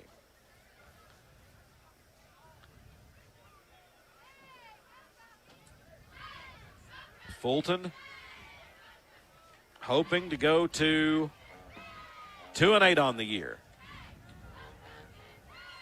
but winning 2 in a row at the end of the year. What a story of perseverance, as Fulton's going to be in the victory formation. And Fulton going to get a delay a game. Again, nobody knows the clock. Delay a game as there's 33.6 seconds remaining. So one knee should end it. Yep. Fulton trying to get as many of those seniors out on the field. Again, it was a night for the seniors. Yeah. For Justin Burris, for Rajon Womble, for Noah Lyons, even for Douglas Benegas. Had a great night tonight, and so many more.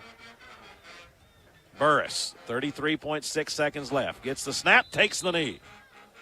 It'll be 4th down here, but Fulton will not have to snap it. The clock will roll down, and a 2-8 season will come to a close for Fulton High School, but that's not the story. The story is this football team persevered. An 0-8 start to the season, and they finish with their biggest win of the year, their 4th consecutive victory over the South Doyle Cherokees, as Coach Hedrick and Coach Long meet in the center of the field. The clock rolls down to 0. Final score, Fulton 34, South Doyle 21. What a huge victory for this Fulton football team. An absolute gut check victory on a night I don't think many people thought that they could do it. What a win. Honestly, no words can describe what I just watched. I'm gonna be honest. I did not expect this. I did not expect this tonight. Fulton just controlled the game in all aspects. And I wish there were some folks down there that would salute this football team, because what they did tonight was impressive, as they pretty much dominated this game from the very start. And again, South Doyle down some guys, their quarterback due to injury, but still Fulton had to take it.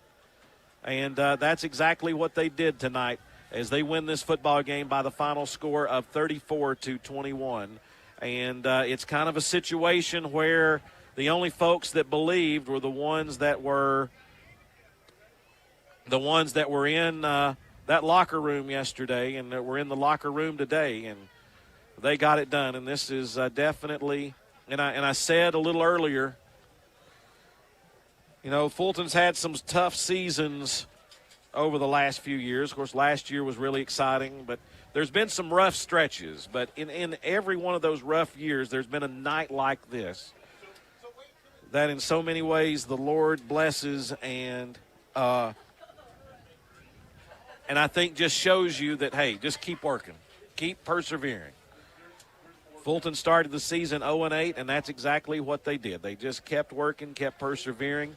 Won last week against Union County, and tonight they win over South Doyle by the final score of 34-31. As the coach is talking to the team down below, Coach Brown, what a job by the defense tonight. Yeah. I mean, I think that will go just so many third and fourth down stops they made throughout the ball game. And, you know, Falcons came ready to play tonight. Yeah, and it's really amazing. And I'm not trying to say this to sound rude or anything, but it's really amazing what happens whenever your offense is able to make drives going and keep your defense off the field and not have to try to stop the team from getting 30 yards till they get a touchdown. I mean, it's just really amazing, and that this defense has really lived up to tonight to what we really expected of them. And I mean, honestly, I'm just at a loss for words. Yeah.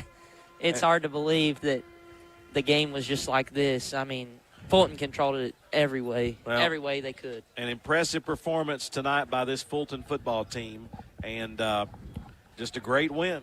And Coach Long talking to the team down below. Hopefully we can send somebody down to tell Coach Long to maybe come up and join us real quick on the post-game show, just to give him an opportunity to address Falcon Nation. We'll give you the final stats, as I think they're up on the screen. We'll do that in a minute. So let's take a 60-second break, and then we will be back with we haven't had a lot of post-game shows this year, but let's have one tonight. Fulton closes the season with a 34-21 victory here at Bob Black Field over South Doyle. Back in 60 seconds, this is Fulton Football on WKCS Radio.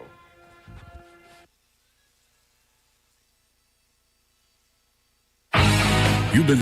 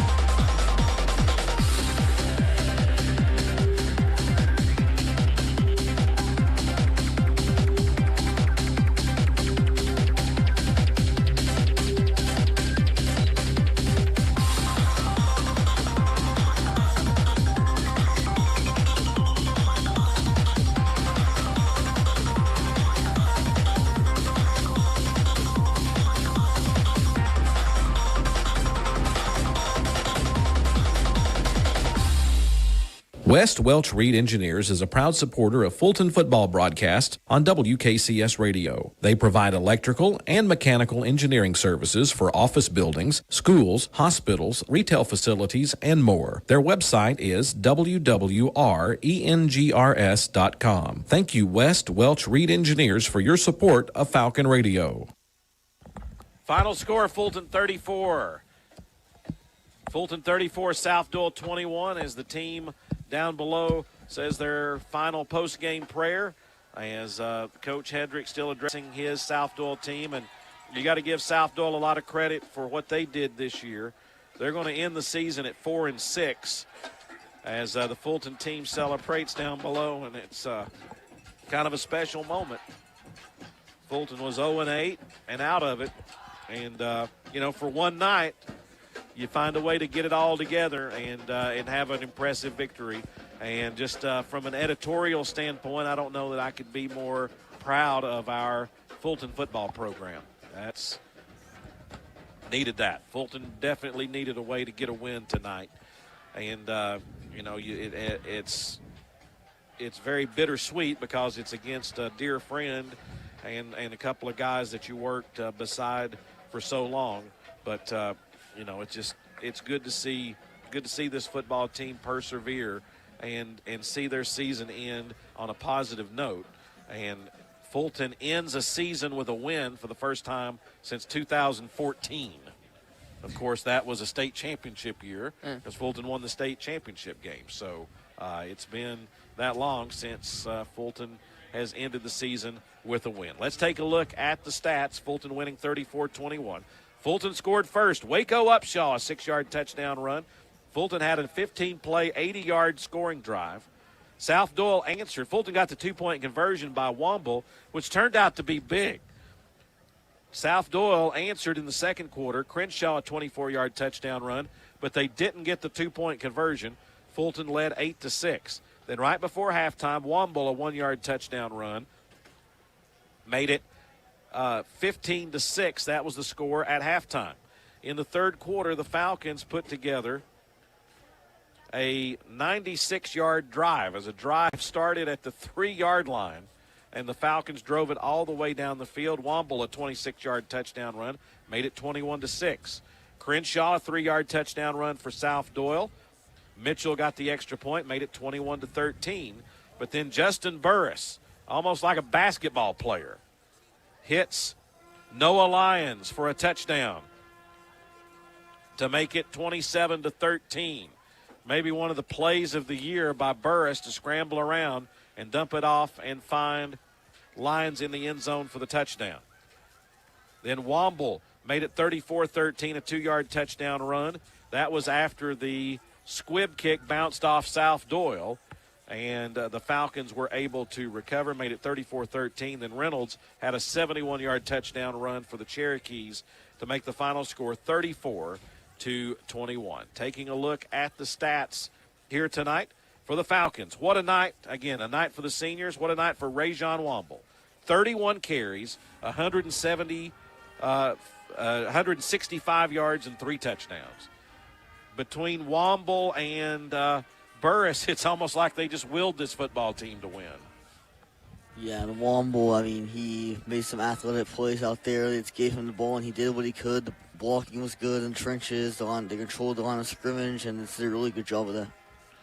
And it's really we talked so much about the running back play over the past 2 weeks, but the offensive line for the Falcons has really stepped up, and there's no other way to put it other than resilience. I'm gonna be honest, they were pretty much owned in the trenches every game they played.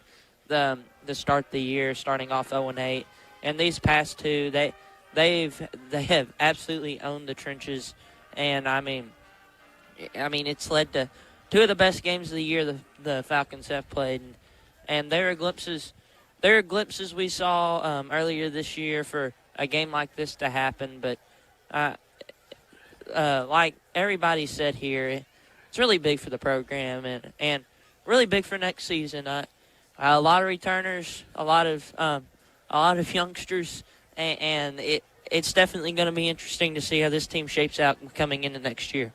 Waco Upshaw, 6 carries for 46 yards and a touchdown. He was big tonight. Jameel Smith, 6 for 17. Burris, 5 for 12 on the night for the Falcons. For South Doyle, they had 2 guys over 100 yards rushing. Crenshaw, 19 carries, 138 yards, 2 touchdowns. Reynolds, 3 carries for 107 yards and 1 touchdown. But the Fulton defense, every time that they had to have a big stop tonight, they found a way to get it done. In the air, what a night for Justin Burris. 11 of 13 for 131 yards and a touchdown. And that is a guy that at one point in time of the year don't know if he would ever get to play. And then Fulton made the decision just to kind of take some pressure off of Womble. You put Burris in. I think it was the Alcoa game. Womble got a little bit shaken up. Burris came in and really gave the Falcons a chance. And tonight had his best game, 11 of 13, 131 yards and a touchdown. Yeah, that's just, in my opinion, Womble, or not Womble, but Burris was going to have a game like this. It was just a matter of when, and it just so happened to be in probably the biggest game of the year against one of your rivals. It wasn't even he got lucky and threw a couple deep balls. There were short passes that he was able to complete. There were some deep passes he was able to complete. It was just all around just a great performance from Burris. For South Doyle, Tisson Davis, 3 of 11 for 33 yards on the night. Receiving, Womble, 3 catches for 47. Kieris Cox, 3 for 42. Jameel Smith, 1 for 16. Lyons, 1 for 10 and the touchdown. Holmes, 1 for 9. Chaz Wood, 1 for 7 on the night. For South Doyle, Reynolds, 2 catches for 22 yards. Hall, 1 for 11 on the night for South Doyle. Taking a look at the team stats, Fulton 22 first downs, South Doyle 11. On the ground, Fulton 51 carries, 240 yards. South Doyle 26 carries for 228 yards. South Doyle, Fulton ran the clock. Fulton executed their game plan nearly perfectly. Running the clock, they didn't give South Doyle the ball very much. South Doyle chewed up some yardage. Of course, Reynolds had that one big run at the end that made it a whole lot closer. But Fulton did what they had to do to win throughout the evening. In the air, Fulton 12 of 13 for 131 yards. South Doyle 3 of 11 for 33 yards. Penalties on the night. Fulton 7 for 91, South Doyle 6 for 46. And for the first time, we had a penalty bingo in our bingo game that we play based on the different types of penalties. Put them on a bingo board and see how it shakes out, and it was a bingo tonight. Again, it's not good when you are the team that's committing the penalties that gets the bingo, but it does help us keep our heads in the game a little bit more. Yeah. Time of possession, Fulton 33 minutes, 18 seconds, South Doyle 22:08. Defensively, Noah Lyons led the Falcons with 7 tackles. Lincoln Jackson led South Doyle with 10 tackles. So the Fulton seniors go out on a big note, 10 seniors playing in their last game at Bob Black Field. Justin Burris, what a night he had. It'll be a senior night to remember. Same for Rajon Womble, who was such a big member of the team for the last 3 years. Antonio Hutchinson Jr. played well for the Falcons tonight. Walter Williams, he fought through some injuries throughout this season. Shamarion Freeman, boy, there's another name we didn't say kind of in the post game. Shamarion defensively had some big hits throughout this game. Yeah, 100%.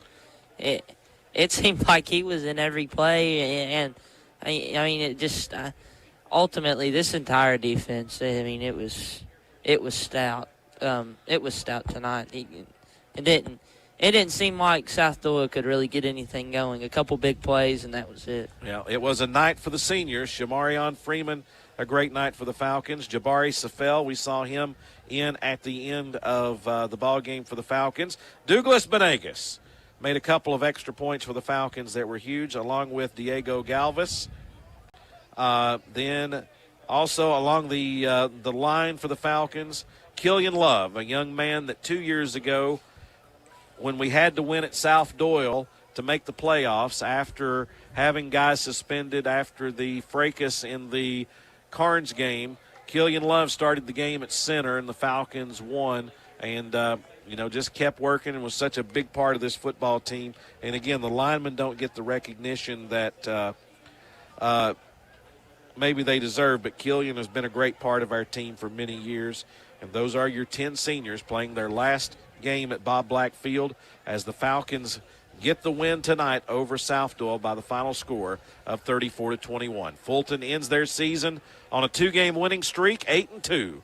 South Doyle closes their season, a great season, at 4-6, and I'm sure they'll be, if they hadn't had to deal with the injury bug late in the year, they're probably one of the best teams in the state that's not going to the playoffs. Yeah, no, 100%. I mean, in that game, and the game tonight, and just looking at their scores and how competitive they were in pretty much all the games they played, I mean, they had some explosive players, and I suggest that you watch out for them next year. Yeah, they're going to be – South Doyle's going to have a very good team next year. And, again, I take my hat off to Coach L.A. Hedrick and the great job that he did with his team. They were 1-9 last year and right on the verge of making it to the playoffs this year.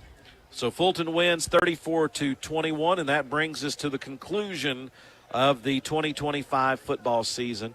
And we want to thank so many people that make these broadcasts possible. And I personally feel like we have one of the best high school sports broadcasts of anybody across the state of Tennessee. And it takes a lot of work, a lot of volunteer hours, a lot of love and sacrifice by a lot of people who do that. And from the bottom of my heart, I thank each and every one that help us out, from the students to former students, and just trying to go through and name everybody. I'm probably going to leave somebody out, but we always start with Robert Sheffield back in the studio, who's done this for nearly probably 20 years or so.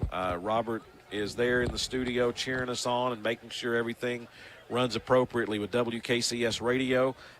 Nicholas Slagle is the technical genius behind all of this, and if we come up with an idea, Nicholas finds a way to make it work, and he is so valuable to our operation each and every week.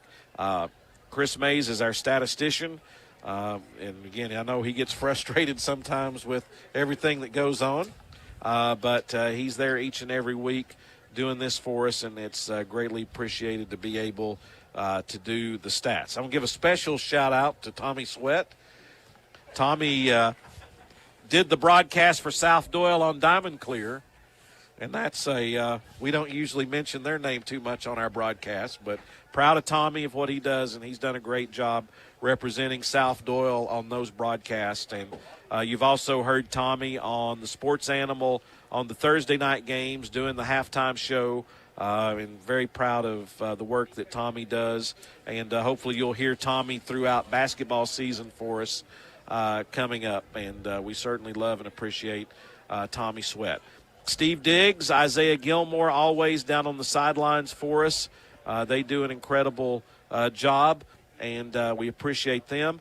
We had Riley Cox. We missed Josh Nevius. They've had some family situations, and Josh hadn't been able to be with us since the first part of the season, but we certainly love Josh and appreciate all that he does for us as part of our broadcast team. And then the students on the broadcast, Manny McNish, Trace McCulley, Jack McCulley, outstanding, doing our pregame shows, being a part of the halftime show, broadcasting the games. And from the bottom of my heart, I thank you all for the work that you've done. You've run camera throughout the year for us. Appreciate you all doing a great job. Yeah, well, thank you. We love coming here, and we love doing it. We love representing our school. Well, we appreciate you all from the bottom of my heart. Also on cameras tonight, we want to say Jeremy Perry has been doing camera with us. He's a senior. This will be the last time that he does it for us. We appreciate him. Casey Jones. Also, we had Jesus Flores on camera tonight, and we appreciate each and every one of those students who make all of this possible on these broadcasts. So that brings us to the conclusion of the 2025 football season. It's a little, Jeff Loveday. Goodness, our station engineer. Thank you, Robert, for reminding me.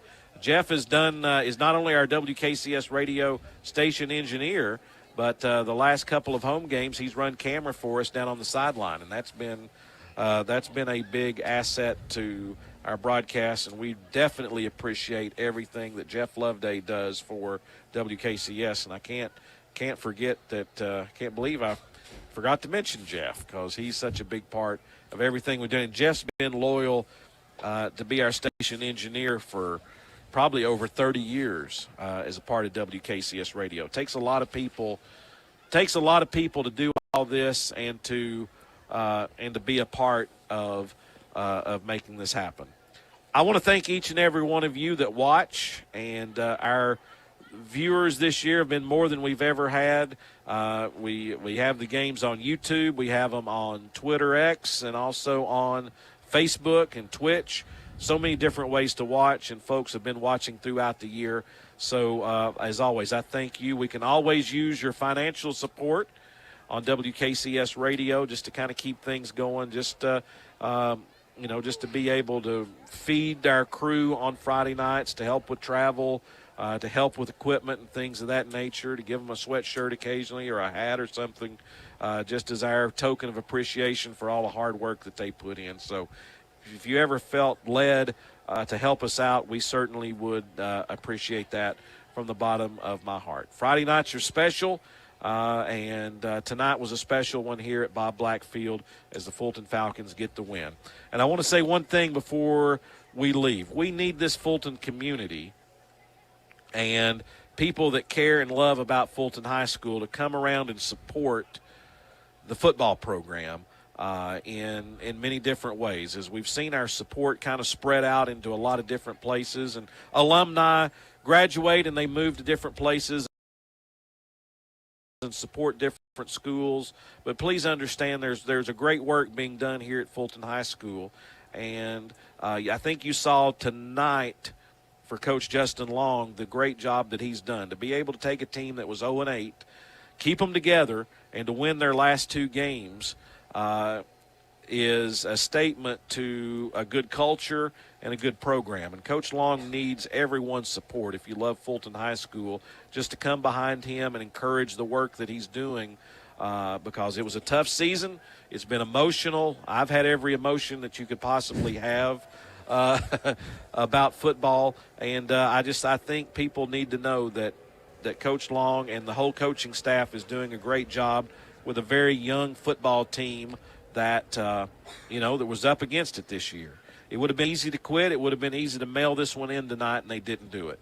And I think that gives you evidence why we need Fulton people to support Fulton football, whether it's in our youth program and helping the Knoxville Falcons football program grow, or just your help and support here at Fulton High School with the football team. And again, every sport here at Fulton needs your support. But I'm sounding out a call for anyone that loves Fulton High School. We need your support. And if you want to get involved and volunteer, we can use it. If financially, if you feel led to give to help make things nice for our football program, do that. If it's going out and just in the public telling people about the good things that are going on at Fulton, we need you to do that. Probably more than anything else, we just need you to come to the games and be there. And your ticket purchase helps Fulton High School quite a bit, because there's a lot of good work going there, and there's a lot of good people, and there's a lot of fine young kids that I think every Fulton person would be proud of tonight and should be proud of tonight. So I think that is my word to Falcon Nation is we just need your support. Please come and support this Fulton football team.